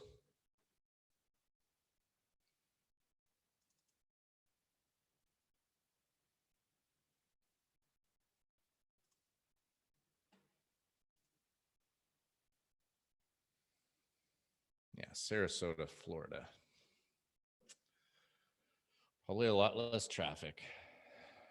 I'm a Californian, so traffic is, when I move to a place and people complain about the traffic, I just laugh.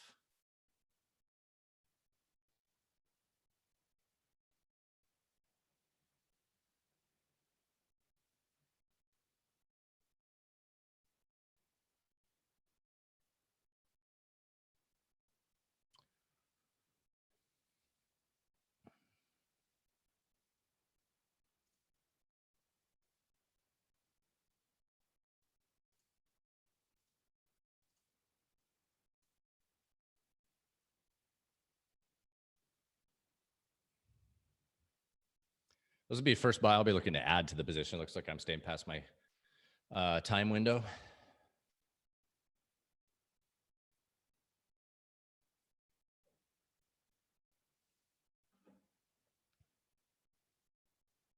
Filled. Almost. Nope. No fill yet. 1681 points. Okay, filled on that trade. Long here. And there we go. Not the only one. Looks like all the stops. So definitely what we have is any of the shorts that got in here, they locked in profits here by putting a stop loss order. So we're going to rip that. And we're going to come back down in here. We may actually go make another attempt at new lows with this bullish thrust, which is a possibility, but that's a little bit more. We're starting to look like it could be a little bit more happy to the long side. It could move fast. I may not be able to buy anymore. Slowly wean down my 2.5R loss. VWAP 5 higher on S&P. Cool.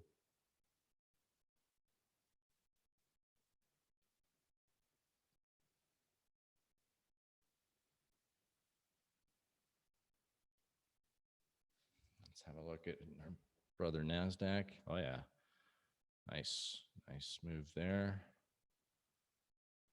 S&P, Dow, Russell still the best performer.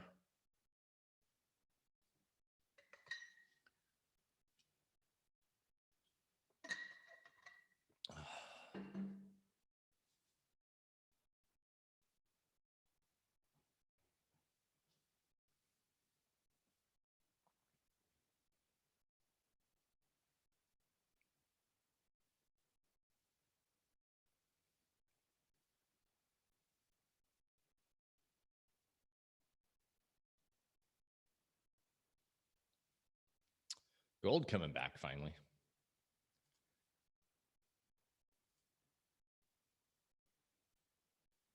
A little bit.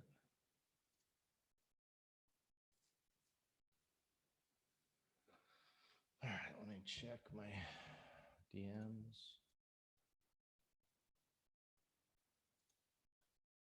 Thank you all for the retweets. Thank you all for the likes. If you haven't liked the video yet, please hit the like button. That helps wake up the YouTube world and lets people know, not just that, but also when people are watching, that definitely helps. But all those things help to get people dropping in, saying hi, and helping out, keeping an eye on all the different things that there is to keep on the market. So I do appreciate everybody who hits that like, who shares, who subscribes, who chats with us in the corner there.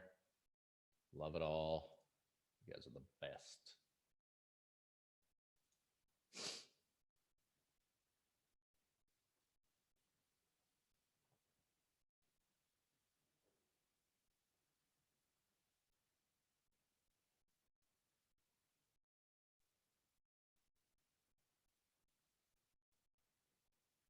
All right, so we broke above our, let's see what our 10 looks like here. Over here to my screen, please. Okay, 10-minute had a nice bottom. Midline, yeah, let's go to the 5. Yeah, it looks like midline right in here is where we're going to start getting our resistance. Maybe we're getting, so let's get back to our price action and get squiggly lines off the screen. This is where we had overnight a bunch of just consolidation before the open. So that would be our open area, our open price right in here. So we could, and that's on the, let's just have a look at it here. So opening price would have been all the way up here on the IWM. SPY. Yeah, good ways up there.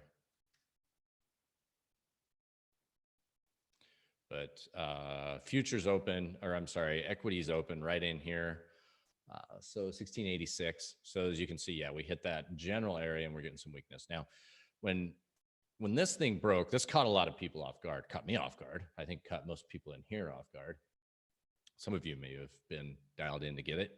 But you know, the most aggressive bears probably were scared. Some of them were getting in here. But you know, after you go from the open to the high and then you're about midway in there, it's where a lot of congestion is. So you're going to get dip buyers here who are going to get stopped out, which is what this is, especially when you go below the opening price. Dip buyers get stopped out. Bears are getting aggressive suddenly. And then they're going to, after this goes and you start getting some bullishness, and they might have just stopped out here. The momentum traders are just going to take that and run as they should.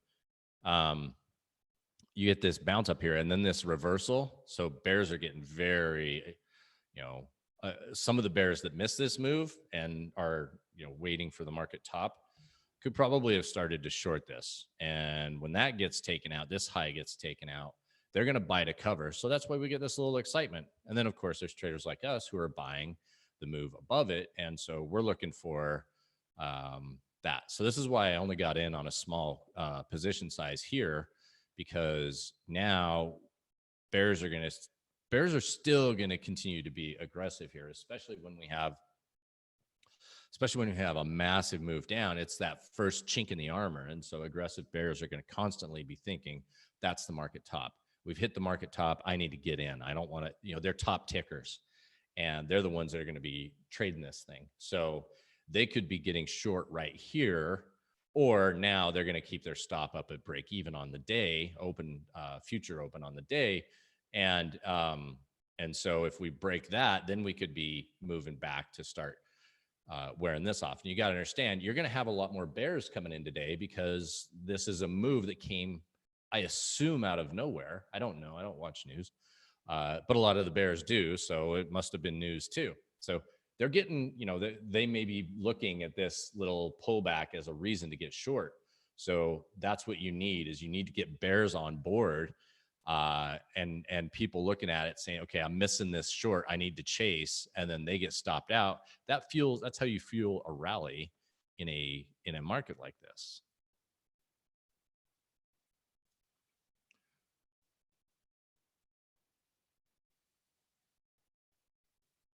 Exhaustive volume. Yep, probably.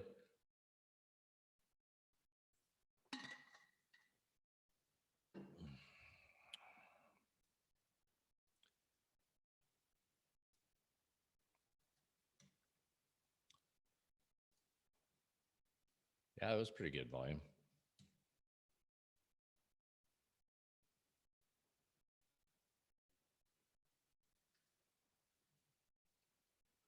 It's pretty good volume on the futures there for sure. Yeah, I would agree that that's probably more exhaustive than not.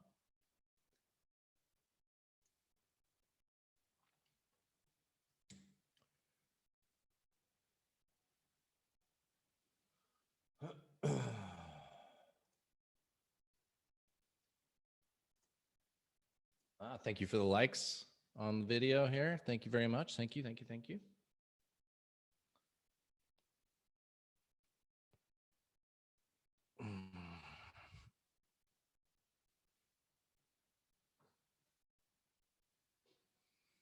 So this is what I'm waiting on. I want to see another run get stopped out. I want another attempt to fail, which we could get again. This is why I'm using smaller position size than normal. We could get another run lower. It could run, and it could totally just run off without us. But what I want to see is a run lower, get bought by the bulls, and then start to see a return to the midline and get a little more comfortable down there or up there.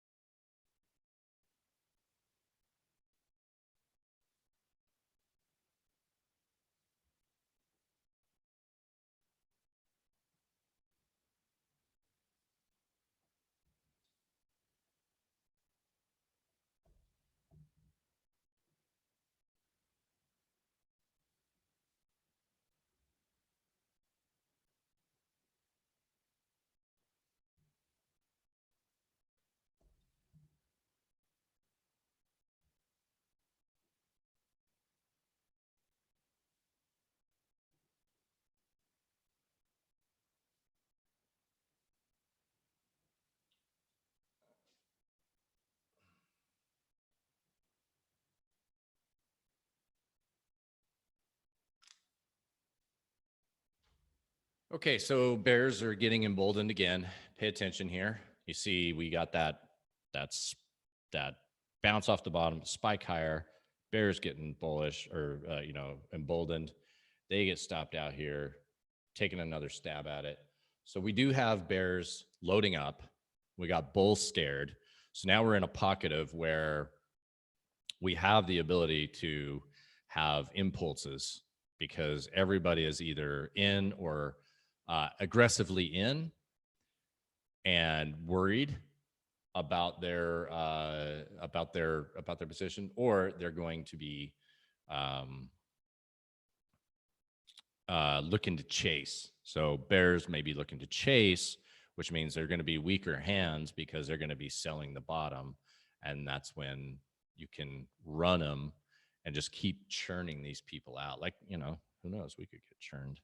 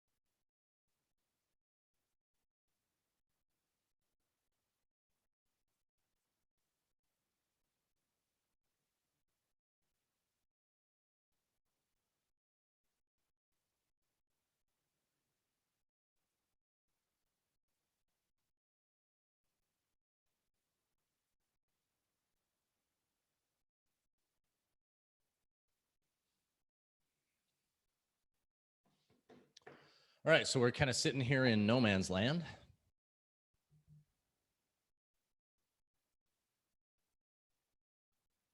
As you can see, that kind of, we kind of have this area of, that didn't work. Let's just call this general area of aggressive traders like us, or at least me, who've made bets. And if it doesn't resolve one way or the other, and just bangs around in here, we'll all equally have to stop out into the day trading. But, moves in either direction is going to cause both longs or shorts to get a little bit more aggressive and have to cover positions, whether buying or selling, stopping out.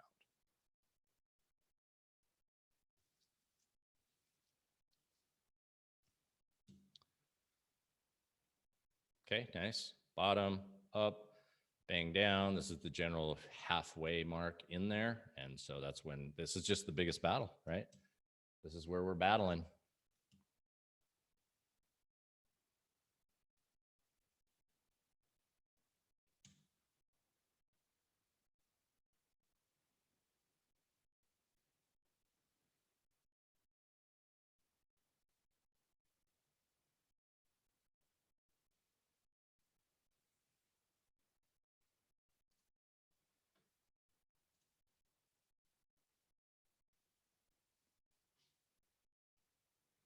Minute 23 on this candle.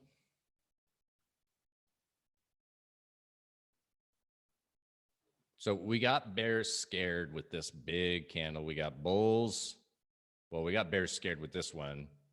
They a little bit, but they were still feeling pretty good. So you take that first pullback, sell it, and then that gets rejected.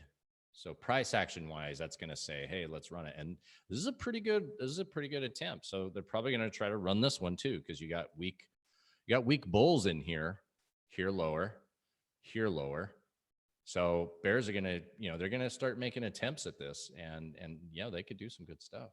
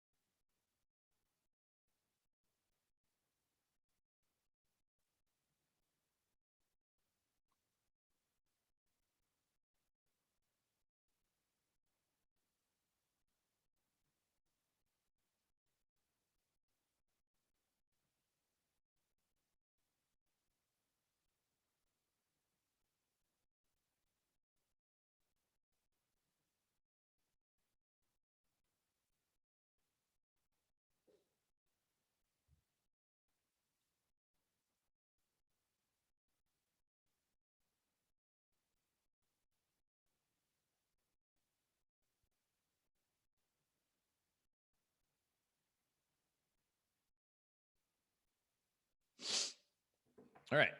So we've got a nice double bottom formed. Bears are going to be sitting here with stops above this, stops above here, and probably the most aggressive bears stopped, or the aggressive looking for the swing. We're going to have their stops above here, which is right near the open of equities on a futures market. So that's kind of like a break even for the day. And so we're gonna watch how this plays out. But as you can see, we've got this double bottom. Let's see what it looks like on the 10. Oh, am I no longer sharing?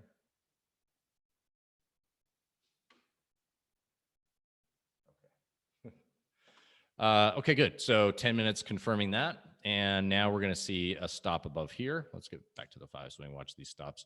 This stop just got taken out, so we're going to get a little wacky here. Next one is this one we're going to watch. If this gets taken out, then look for our more pullbacks. And let's see, do we get that? High. 82.7, 82. Okay, blasted that. So now those stops on those are getting ran. Let's have a look at ES. Should be the same. Okay, nice. So even better, ES, those stops got ran, and now we're reversing. That's a beautiful bottom on that. I like those the most.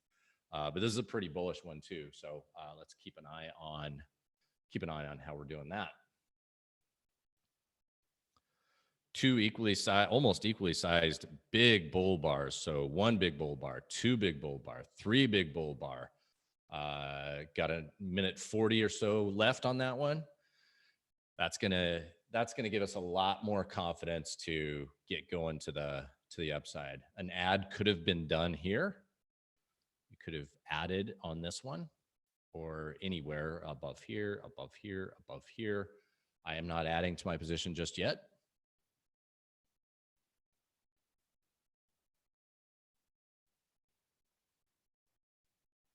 Minute left on this 5-minute candle.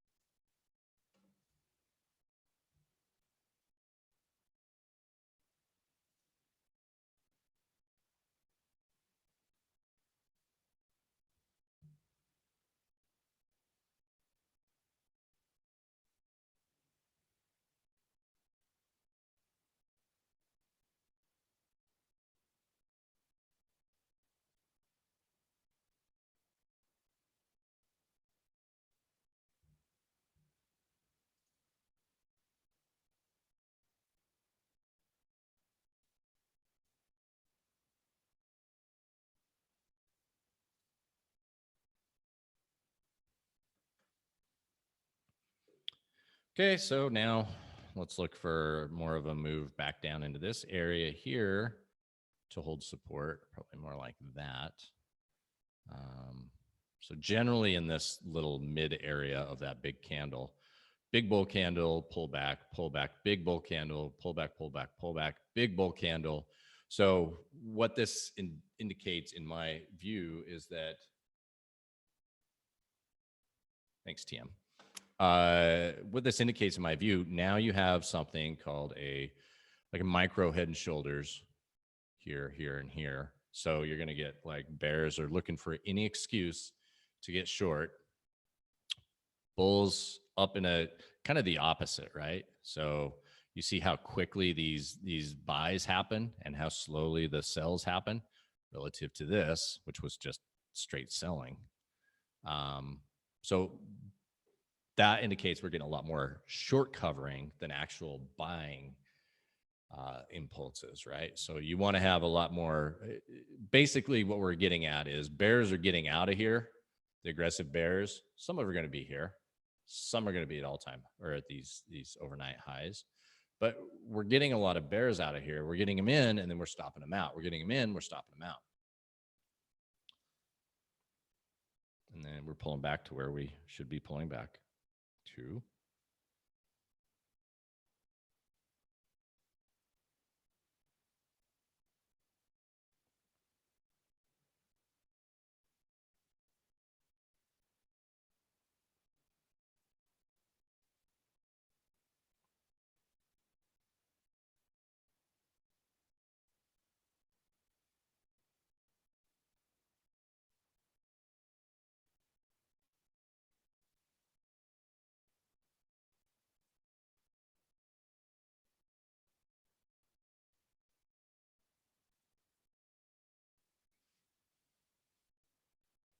I think there's something out of Japan, coronavirus out of Japan.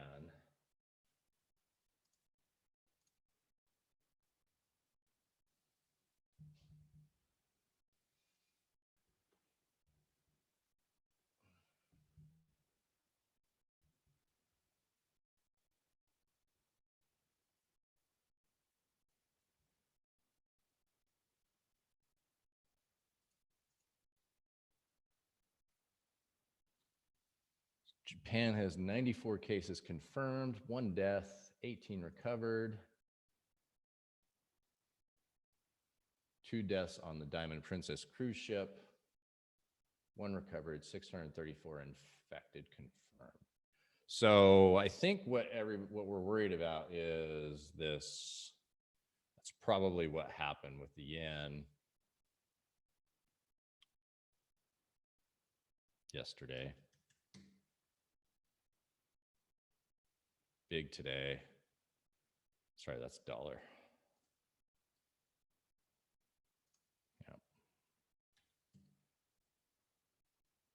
Yeah, it all pretty much started to happen right, and it just, you see the gappiness of it, how quickly that move happened. Yeah, I think there's, as far as news goes, somebody was asking about news. I think everybody's expecting really bad news out of Japan.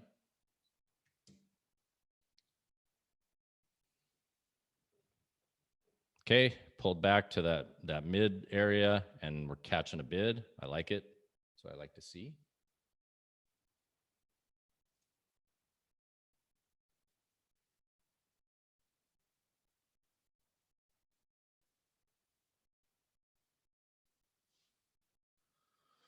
So basically, if everybody's worried about Japan having bad news about how many people are actually doing it or dying or whatever, and they're not as bad, we could rip.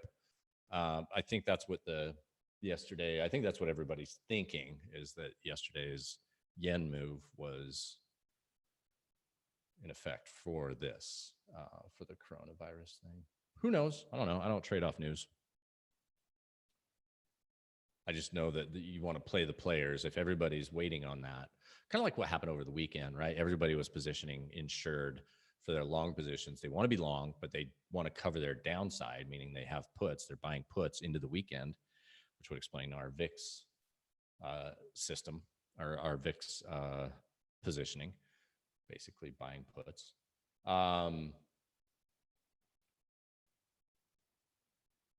And that didn't happen. So we had a nice little recovery, and everybody was like, "Oh, so it's not really that bad." Okay, so we started bouncing, and now we're down. I mean, it's just similar to the trade talk tweets, right? Back and forth with new tariffs and all that sort of stuff.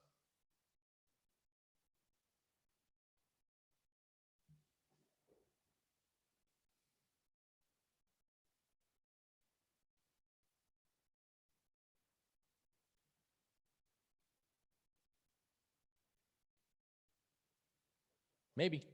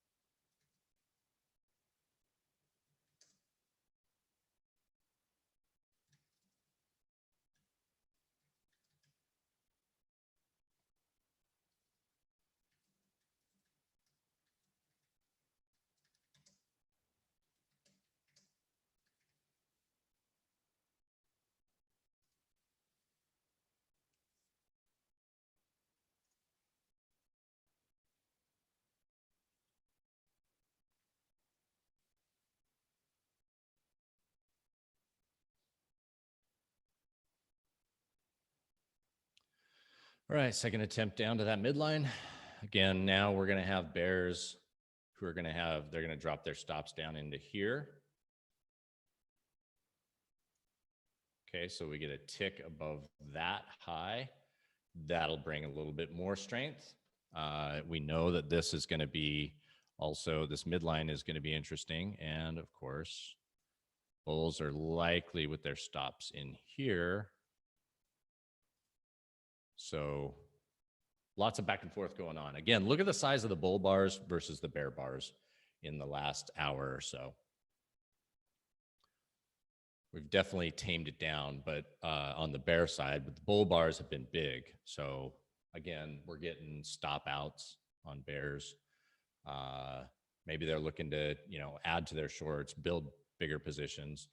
Seems to me right now that this area here above basically the cash open, the equity market when they opened, that's basically going to be in my mind, that's where the big amount of bears are placing they've tightened their stops up if they got in up here miraculously. And so you're also going to have people who are looking on the 60-minute charts there. As you can see, 30 minutes. They're across the board going to be looking at that price level as something interesting. This midline is a magic magnet, and we've actually done a couple of bottoms there. You see how long this is taken to play out. The longer it stays here, the less likely we're going to get that immediate. I mean, obviously, the longer we stay here, the less likely we're going to get like an immediate reaction to it, because aggressive bears are going to get stopped out, and they're not going to be here, the fuel covering to run us higher. So we'll see how we play out here. I want to get a first look back type move above the equity index, equity open area. If we can't get that, I'm probably just going to take my money and run. Literally, go hit the mountain, go run up a mountain, or go do some yoga.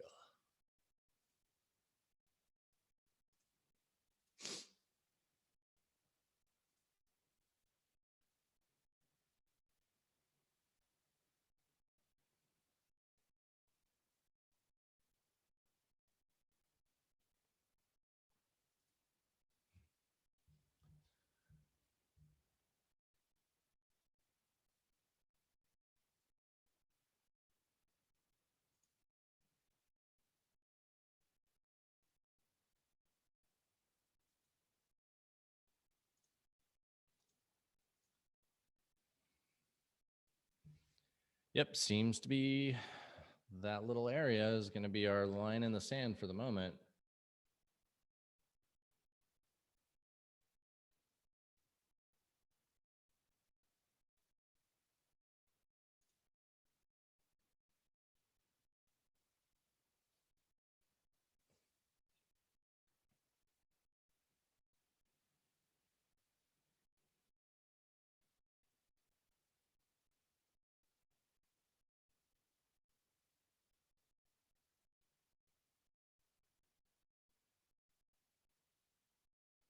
All right, 4 minutes, and we have the 30-minute candle close. We'll see how that treats markets. Let's have a preview of what the 30-minute candle is doing.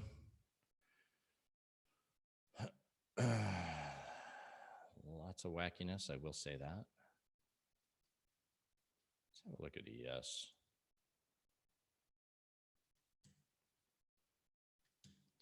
Yeah, a little heavier down there in the S&P. NASDAQ pretty heavy, especially heavy. All right, let's see. Jeff says semi is the canary in the coal mine. Yes, that's where semis are produced. So yeah, that's a little risky.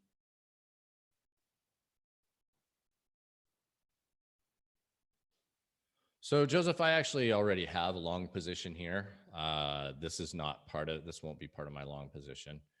And because the parameters are different, you could leave it on and have I would reduce position size correctly according to parameters of the for position sizing, risking 1%. And if you did have a bullish position, to stay long. Personally, I do not. I will not use this to add to my until we get maybe a 4-hour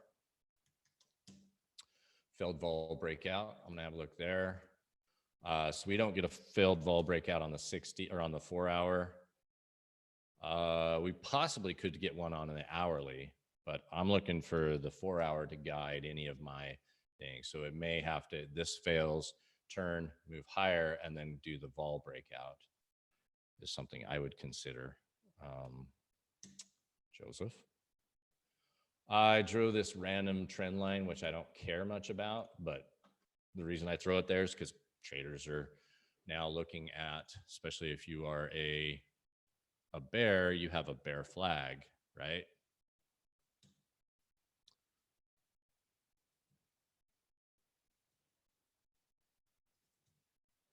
So there's a bear flag for the bears. That's what they're looking at. And that's what they're hoping at. We're having lower highs on each swing. We had a lower low. So next would want to go below here, and bears would be getting a little more emboldened with such things. But so far we haven't had that, and it's just compressed volatility here. So bulls have now a bull flag.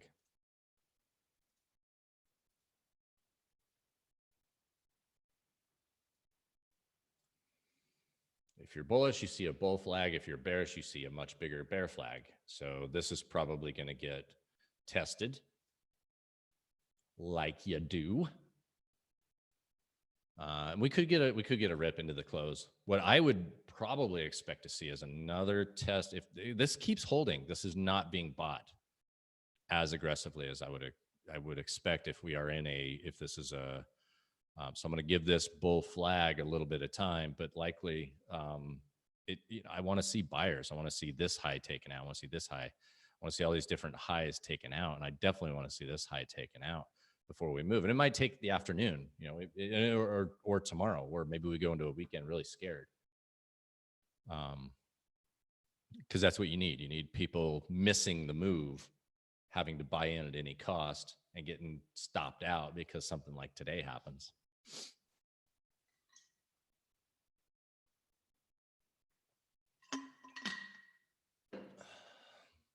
Okay, if we can get this shooting star to fail, close above it, that would be first little bit of bullishness, a little bit more of bullishness, but a tick below there would trigger a move lower, and bears are seeing that trend line, that bear flag, so they would probably look to add to a position. Again, that could get stopped out. Okay, we got above the high. Finally, a little bit of bullishness. Now you're going to get stops taken out, because if they're seeing that inverted hammer, the shooting star, bears are seeing a little bit of bearishness and thinking, okay, I can add, or I can, I want to trail it. So our next little bit of issue is to get above this last swing high, and then ultimately this the first swing high we had.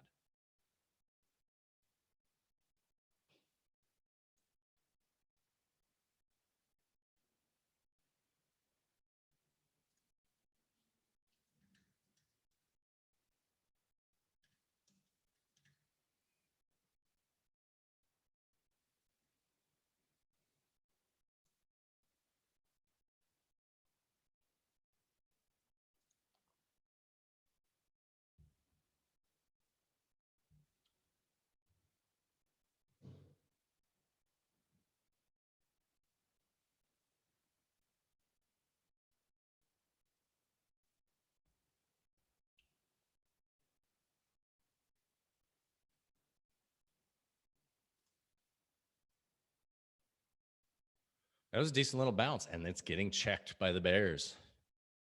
Good times today, huh? All sorts of little stuff. This might just be a mean reversion trading thing. Who knows? This is all my mindset, stream of consciousness.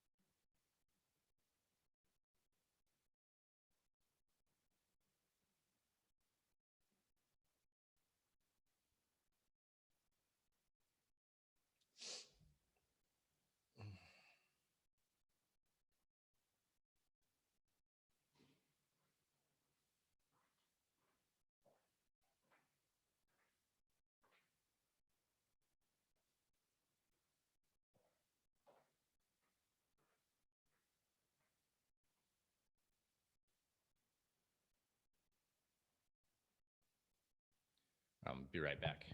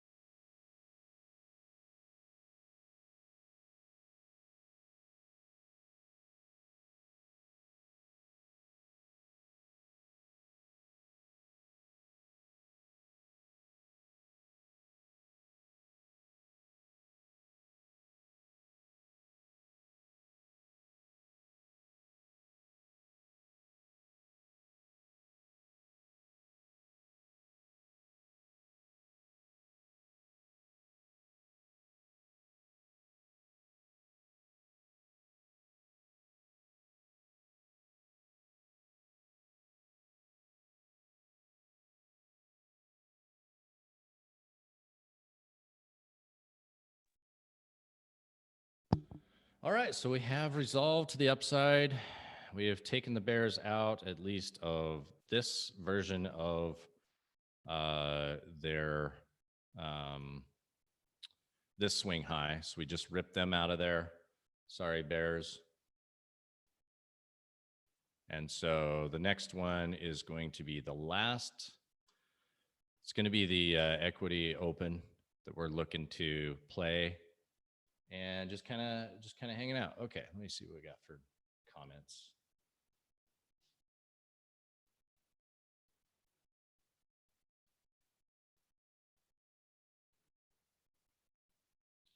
They took foot off gas to let bids thicken so they can crush them.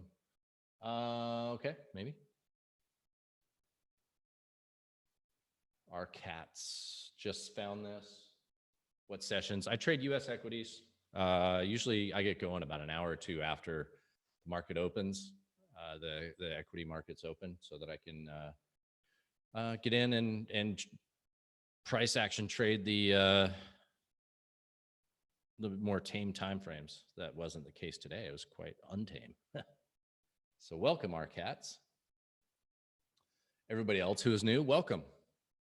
If you haven't hit that like button, please do. That helps like other people realize like, hey, what's going on here? And they get access to it and they get introduced and can come in and join the party.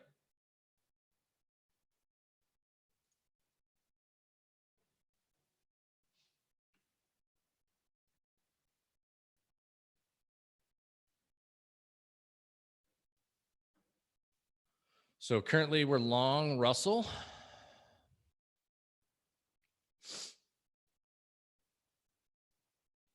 From here, was it this one we got?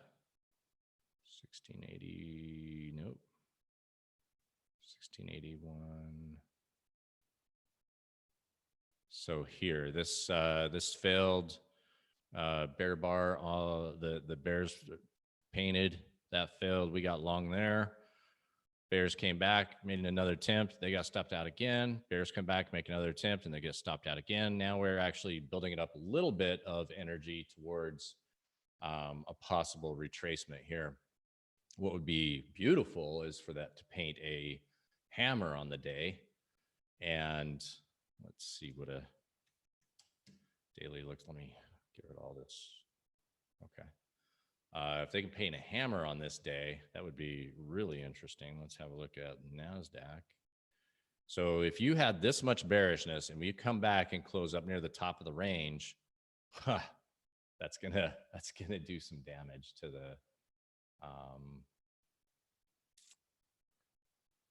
the mindset of the bears. Back to the 5. Okay, another question. Our cats, no, I don't prefer a particular. I don't really have recommendations on trading platforms and brokers. I use TradingView for my charts, and as a prop trader at the firm, I use the firm we use is Interactive Brokers. I don't think it's that great, but I don't use it other than to just type in the symbol and the position. So I don't use the trading platform for anything other than entering in the symbol and buying and selling. So all my work is here on the chart. But I don't have anyone that I recommend at all. I don't think any of them are particularly that good at the moment. I would say IB, Interactive Brokers, is probably the best what they offer. But as far as the platform itself, I don't like it. I don't think it's that great. I would say the best that existed was TradeStation back in like 2010, maybe 10, 11, 12. And then from there, it's just been, none of it has improved anywhere. The only one who's improved anything, I would say, is TradingView and their integration. I think they're the only ones that have done anything decent. And you have to have a broker to connect to use TradingView to execute, or you do like I do, and you just have a screen up of where you're at. Okay, good. Like a magnet, we're moving to that opening price on the, let's take a look on the, so we opened about right here on indexes or on equities, on cash. So we're moving up to that general area. So that would be, remember we had that going on. Let's move this up to the open so we can be a little more accurate. We've ran stops here, and now we've ran stops here, and we've gotten all, basically anybody who caught this or got short in here most likely had their stop just ran, either stop above here, stop above here, or stop above here. There might have been a magic wand. Somebody got short in here and they may still have a break-even stop. There's very few people that are going to be that good on the bearish side. I know they exist for sure. They're in there. And also a lot of them are a little bit more, they're going to give a move like today, they're going to give a lot more room. This midline is, basically from the high to the low, that's kind of a magnet, and we almost got there. I think there's still a few more points to go. See what we look like. We hit our midline on the 5-minute as per the plan. But this was our midline target initially, 1691. I still have a 100-point price target on Russell, 1791 measured move price target to the upside.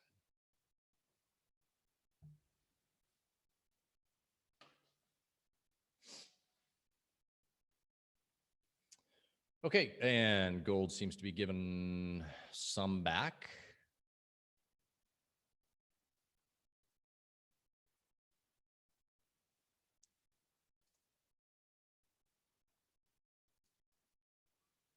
Dollar yen rallying right along with us.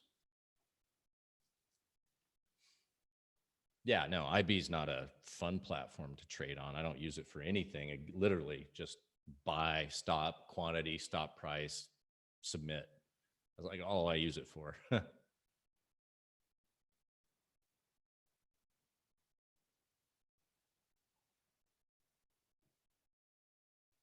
Do I take it into account? Yeah, absolutely. So when we have down days and weekdays on NASDAQ, we tend to have a little stronger day on Russell.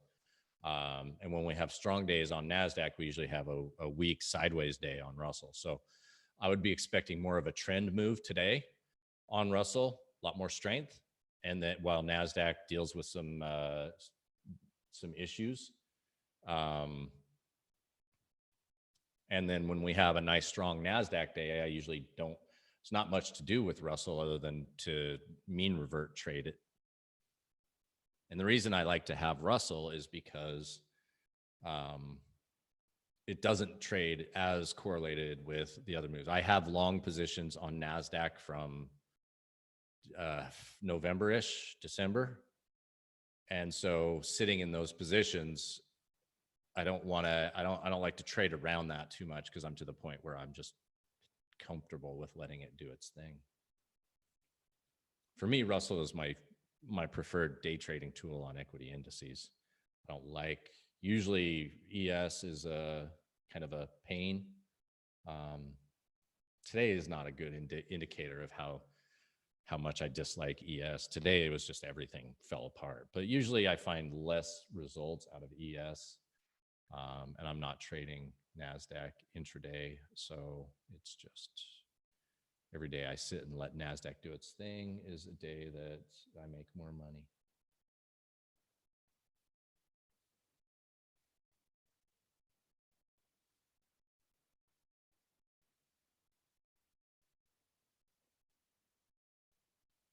I mean, and I know everybody is sitting there. They want to be long Russell because it's supposed to catch up to the rest of the market. I get where you're going with that. Is it supposed to try to catch up with the market because everybody else is hitting new all-time highs and Russell still hasn't hit a new all-time high since 2018, maybe 2017. So that's one reason why I know a lot of people are really paying attention, and you get these divergences like that on everybody's chasing NASDAQ. And so they're expecting, value, small caps, blah, blah, blah to catch up. And so it's just a fun market because I find it a lot less goofy than the other markets, a lot more fun. And most people don't even know that it is a contract to trade. So it is a lot less witchcraft going on there.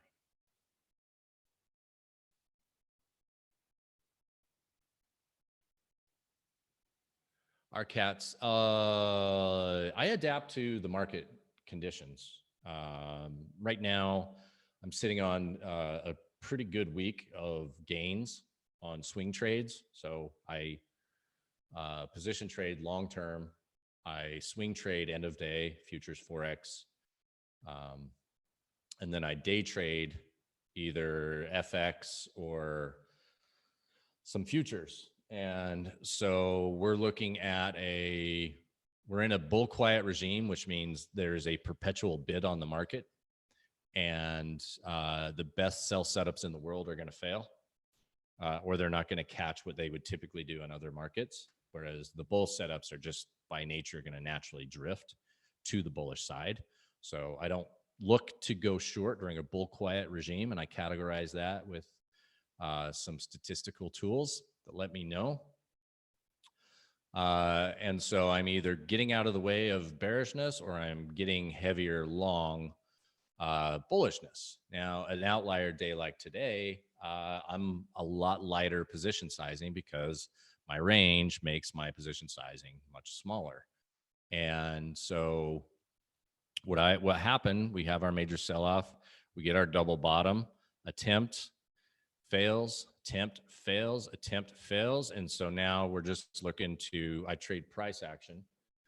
So we're looking for bears to keep getting stopped out. The most aggressive bears that tried to play this and saw the move and thought to themselves, oh, this is the top, I have to get in. They short it and they're likely going to get stopped out over the next couple of days, if not today. So that's basically what it was. We got long. So let's just RTYH 2020. So this is a cleaner chart.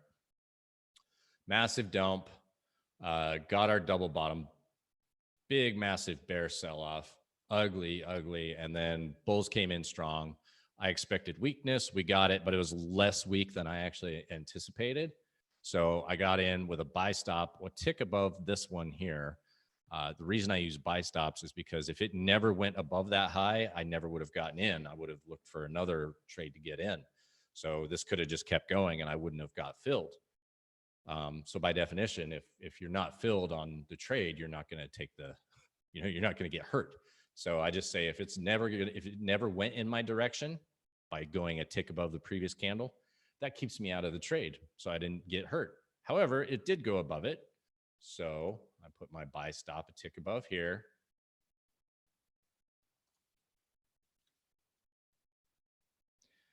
And my actually ended all the way down in here. And in fact, it was probably more like, like right in there, below the previous swing low. And so I have a small position size because of the big range, right?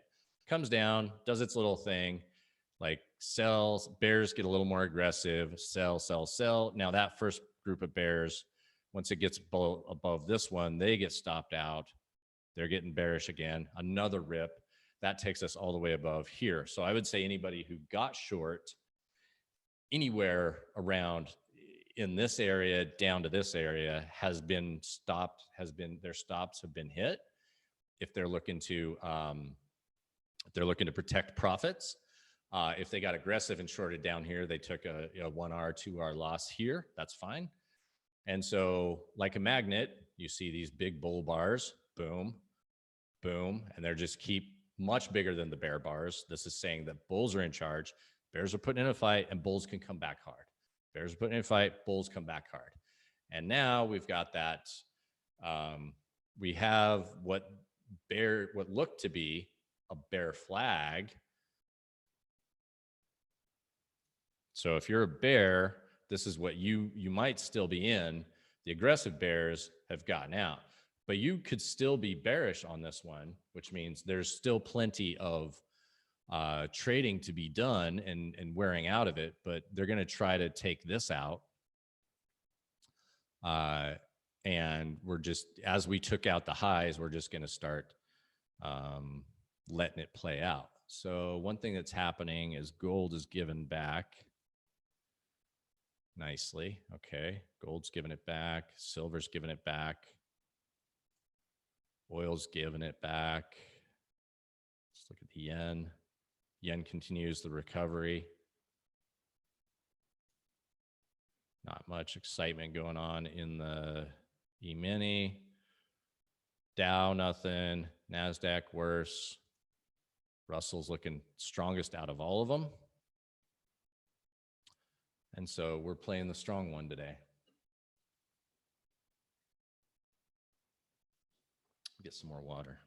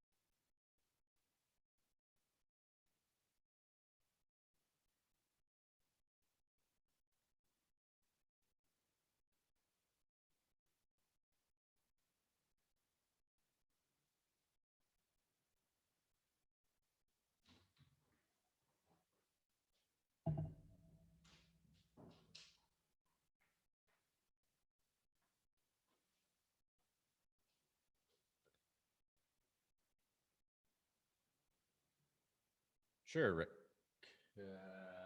Our cats.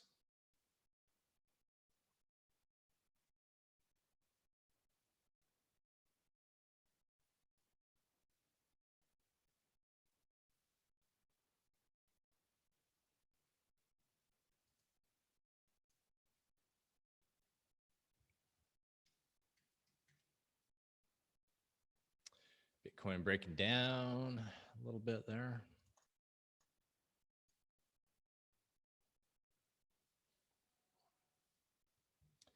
So if you are trading this and you're looking to be a little more aggressive than I am today, pretty much any of these reversals, putting a buy stop above them, and then again, this is first look back, generally speaking. So you could buy above that, which they did. And so any pullback and a buy above those reversals is a good way to stack your position. We could just be in a nice bear flag, bear flag, bear flag, or bull flag, bull flag, bull flag breakout situation. All right. We have a failed vol breakout on cable in the 4 hour. Yeah, we do. Kind of. Mostly I'm a little questioning it, Simon, and it doesn't mean that we're not going to have it. It's just that there's 1, 2, 3, 4, 5, 6 candles. That's a vol breakout.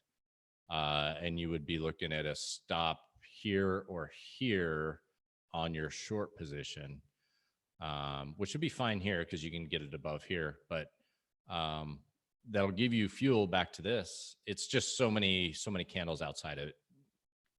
It's not the best one, I would say, but I highly encourage you to follow it. I'm not going to take it, I guess is what I would say on that one, but.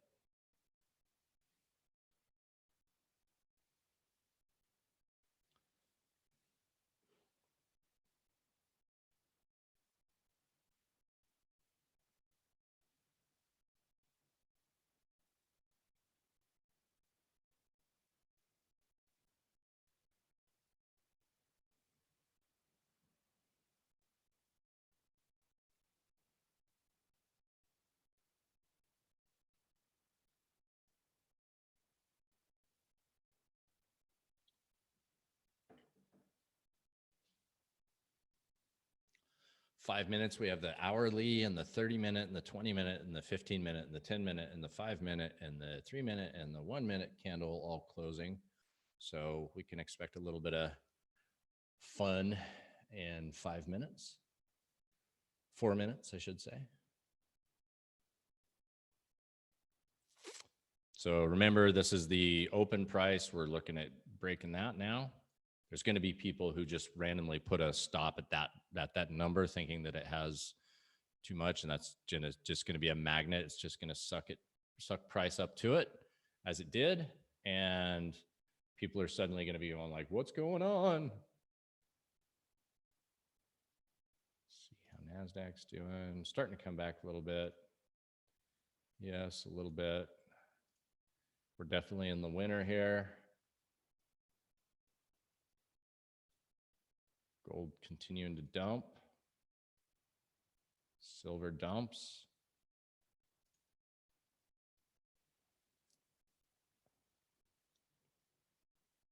Actually, let's have a look at cable again.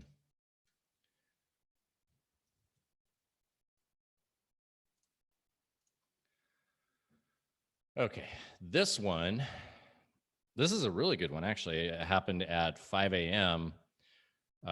6 a.m. you would have got filled, and then you are kind of break even, but you got a target up to here. So there's you got a little tailwind on that one for you, Simon. And yeah, I mean, you could do it. And it's nice you have that failed breakout. I would imagine we're going to have another pullback down in here, and then you could look at doing it. Wouldn't be a failed ball breakout, but it would be tradable for sure.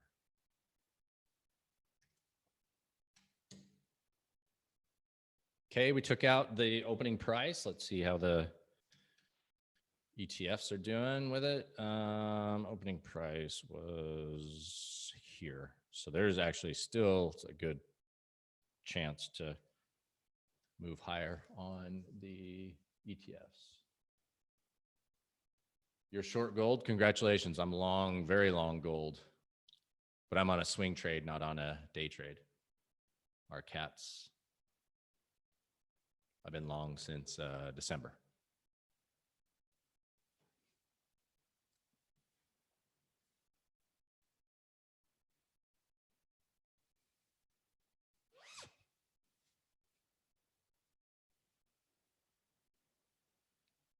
So we busted. So again, people are going to put their stop at that opening price. The open 1688.6.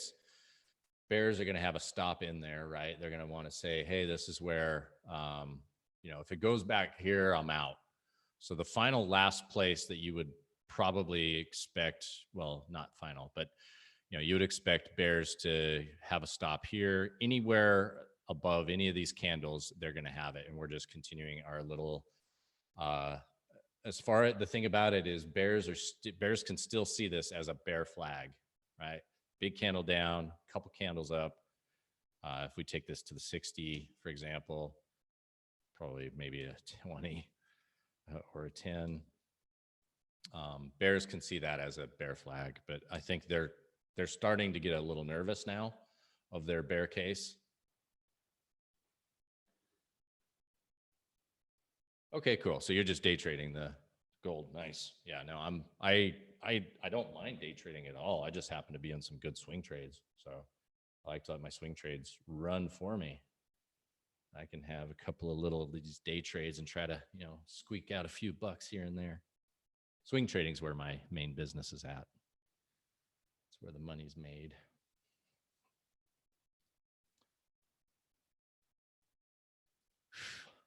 Oh, I'm so cold in this house.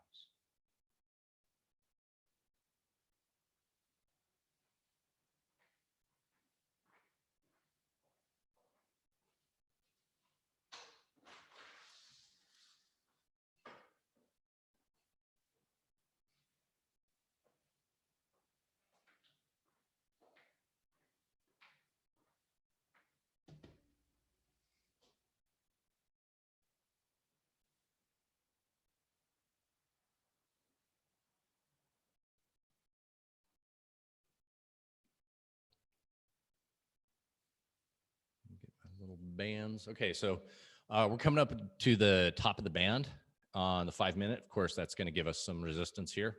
Notice it's compressed volatility, so slightly compressed volatility. Even though this massive move happened, now we have this compressed state, and there you go. You actually have it on the you have it on the ETF as well.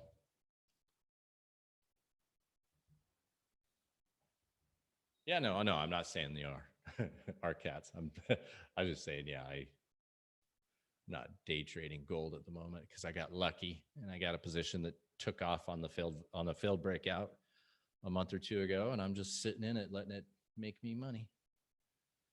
I get stopped out on those a lot more. All right, let me get this crap off my screen.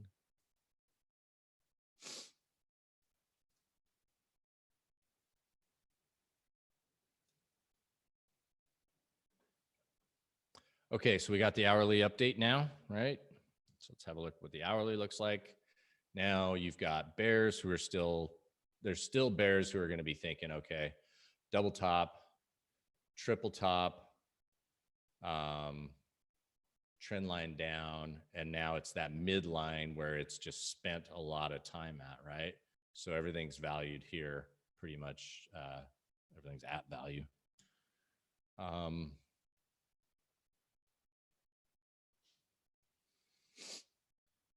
So looking for a little pullback. We can get down to this little area here and then move higher. We can blast. We can do all sorts of things here.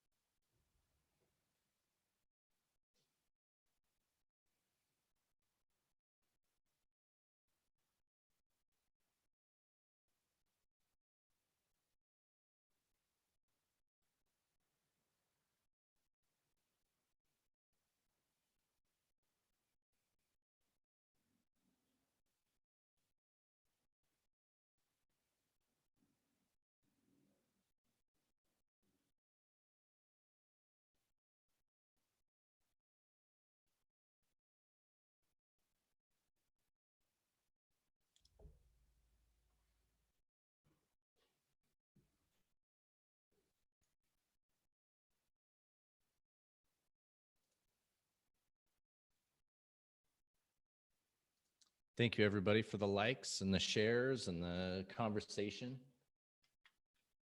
I do appreciate it.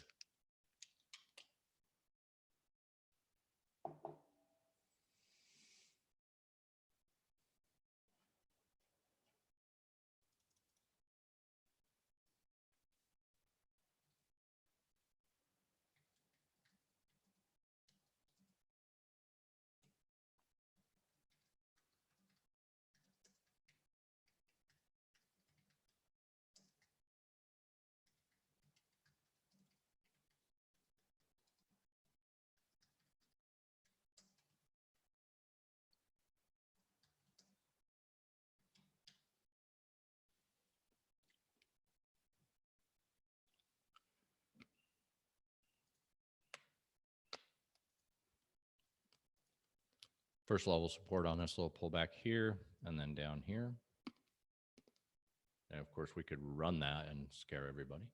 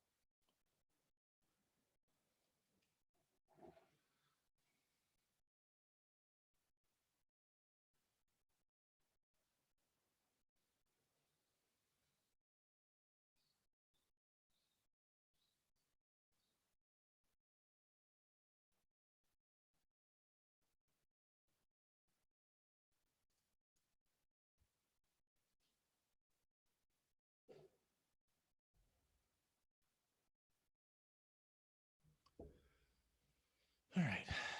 Look for another. So now we had aggressive bulls put buy stops getting long here. This failed. This could be another bear attempt. And yes, we're going to, any swing high with a tail, bears are going to be looking to get in and they're going to look to scalp. So they're stopping here. So this is why we keep getting these little pops is bears keep lowering their stop or raising their stop or whatever. And they just keep getting ran. Okay. So my stop, currently, I've moved my stop up to break even right in this general area, but it'll actually be a little bit lower. So like right in here, below this swing low here would be my stop. And so I'm looking for, as we keep moving higher, I will eventually look to raise stop to here, which will lock in profit, and then continue a little bit higher.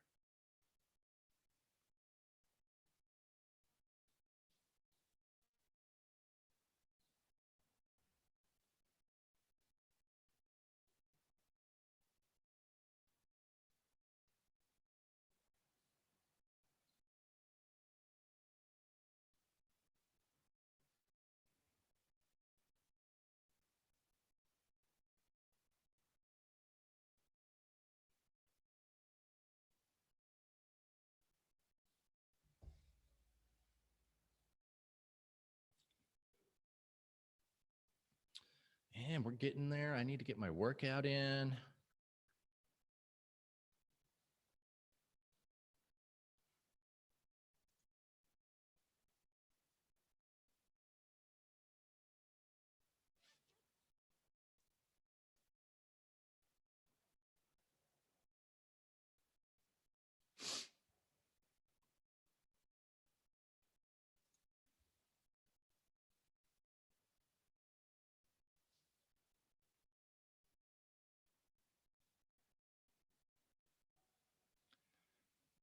Yeah, so I'm day trading Russell, not swing trading. I have a swing on the Russell micros that I would look to add up above the high of the day today. But as far as this trade is not a swing trade, it's a day trade. Yeah, Russell's doing the thing. You got to go to the, got to take the thing that's moving, thing that's making your salary, instead of just being dogmatic about a certain contract or a certain product just because that's what you do. You know, find the thing that's in your, with your setups in your wheelhouse, and you just you go there. If you have a failed vol, you have failed breakout strategies and you mean reversion type strategies, you find what's in a mean reversion trade that day. If you have a like a trending strategy, then you find what's working there. Yeah.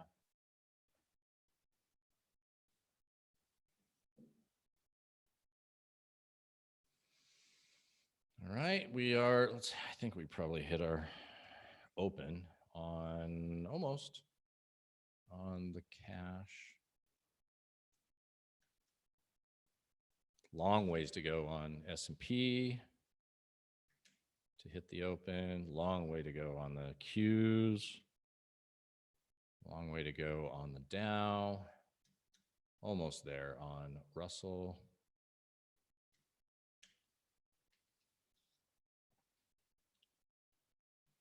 So just, okay. Interesting. Let's look at overnight high.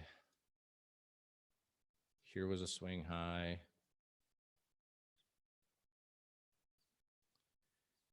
Here was a swing high, which was the open, which got taken out on, okay, we had weakness there. We took that out. Strength up here, took that out already. So that's going to be, okay, I see. So we'll see something here because of that. I'm kind of thinking that's about all we got as far as those moves go.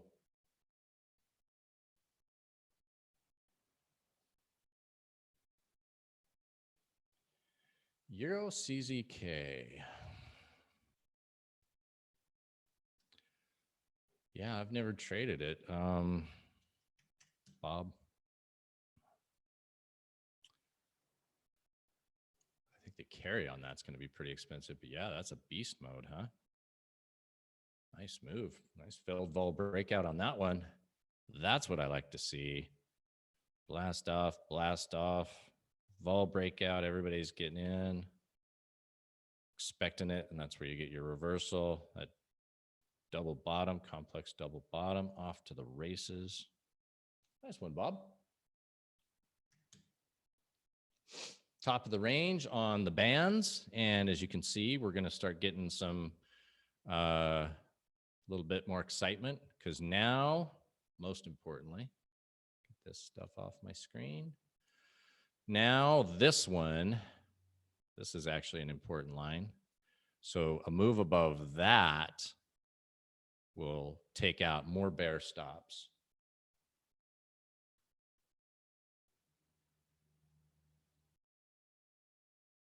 I guess at what point does the bear flag get negated and bears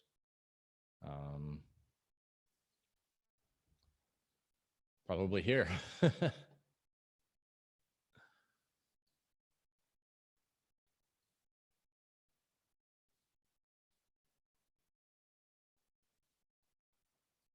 So this probably being taken out. It's not, I mean, I can't imagine there's too many more bears that are sitting on that have thought to themselves, okay, this is where I'm at. Other than we hit the, we hit that mid, we closed the opening gap, not closed it, but we got back to above the open. Maybe some bears. Okay, so bears would have stopped, and that would have given us that arbitrage spike. So we could just get some.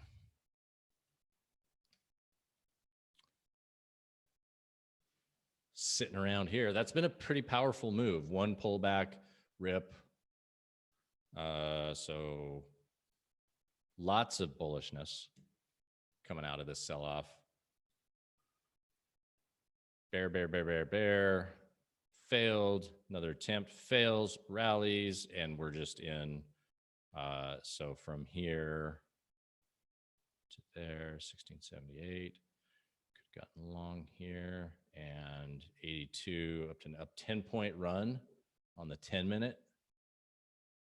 So they like to do these round numbers, 10%, 5%, 1%. Nice move on gold there, cats.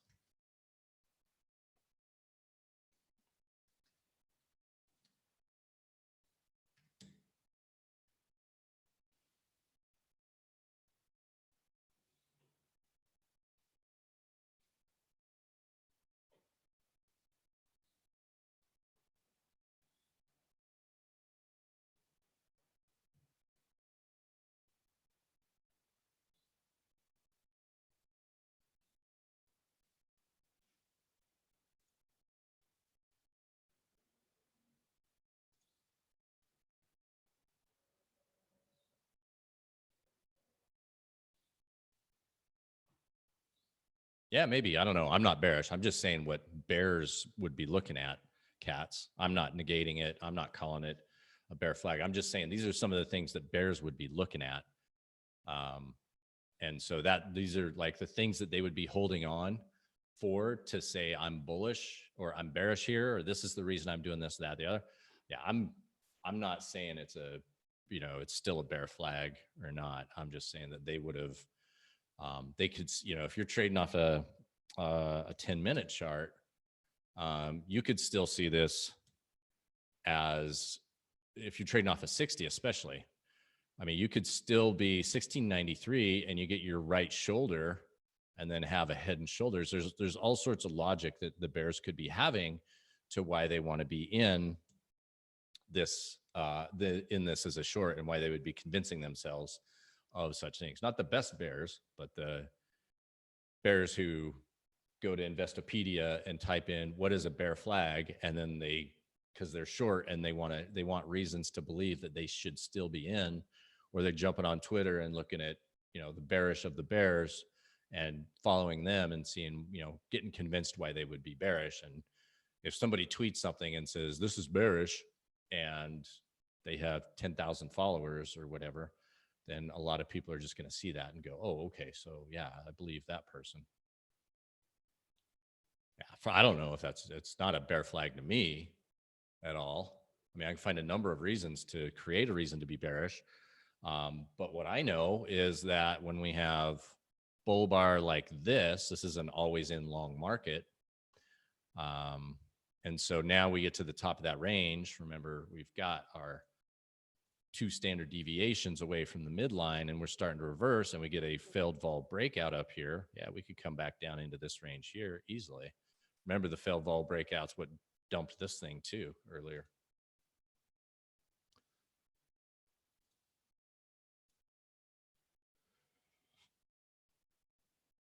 So we start putting in again these gaps where it's a little bit down and just like rips, just keeps moving, slicing higher. That's always in long, and bears are going to then start having to cover with whatever ammo they have, whatever tool, get me out at market sort of stuff.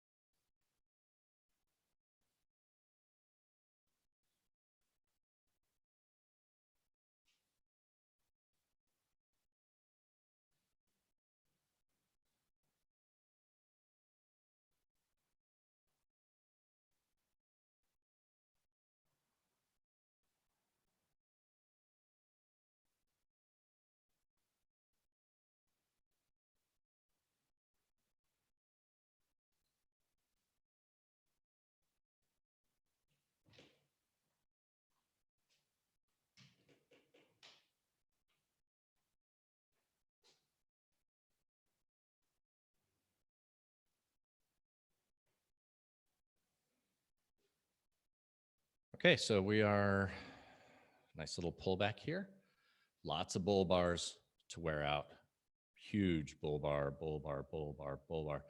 At this point, I'm not sure how many bulls are coming back in and how many bears are going to be here to have to cover again, except that they would be shorting here. Bears taking some profit at that midline, at that opening price on cash or on the ETF cash market.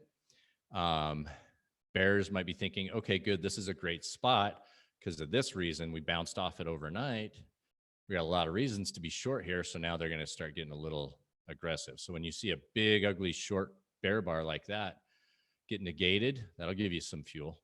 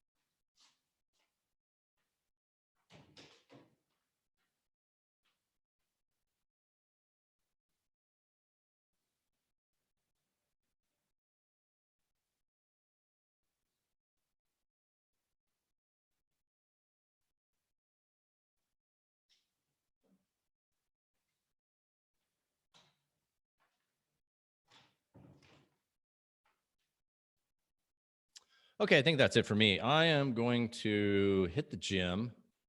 Trail stop is in. So down into here is my trail stop.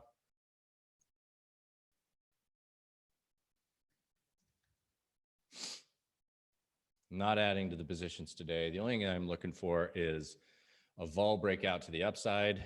And actually, I'm going to move my trail stop up here.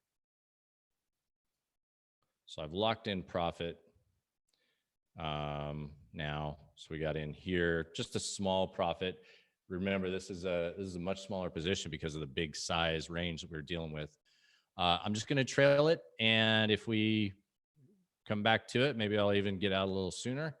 But I'm going to go ahead and call it a day. I got a workout to do. I got a massage to happen. We got a contractor coming to our house to do some work. So yeah, I don't need to sit here and stare at a bunch of black and white candles. Any last minute questions, please throw them in there. I'll address them. Otherwise, hit me on Twitter, DM me, or at me on Twitter.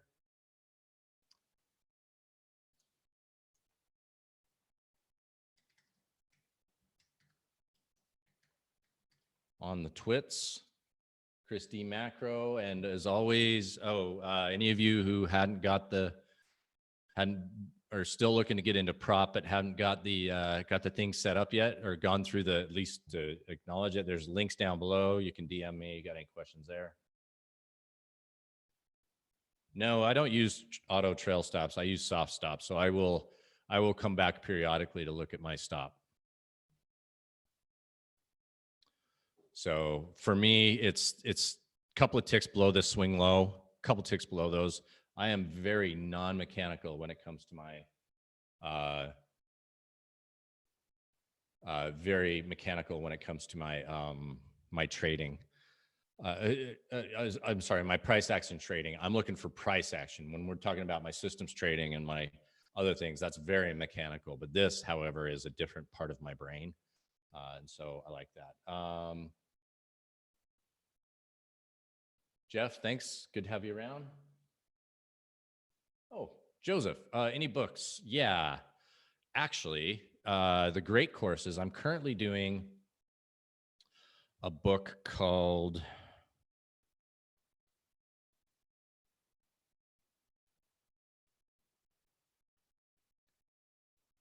The Story of Medieval England.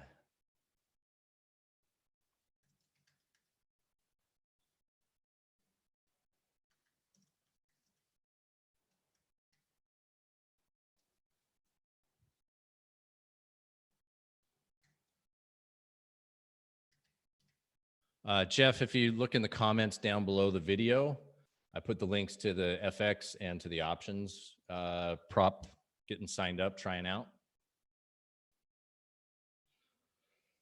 Story of Medieval England, and it is by, oh, it's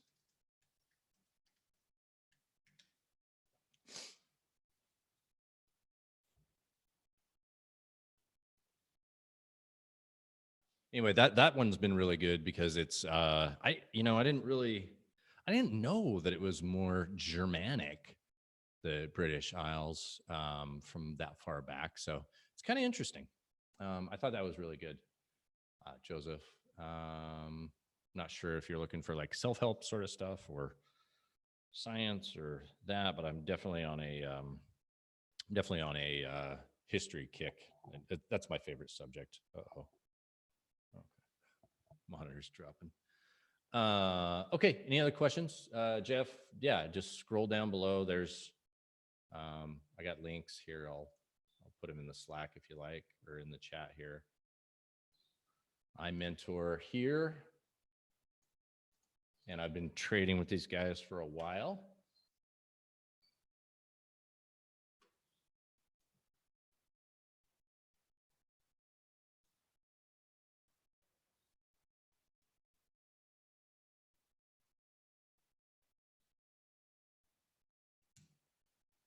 So those are the links.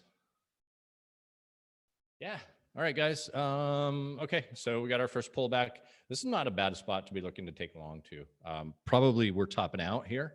So definitely not a bad spot to take profits either, if you're so inclined. And I'm out of here. Have a great day. You can keep the comments going if you like, or DM me, however you want to do it. And I think that's it. Great meeting everybody.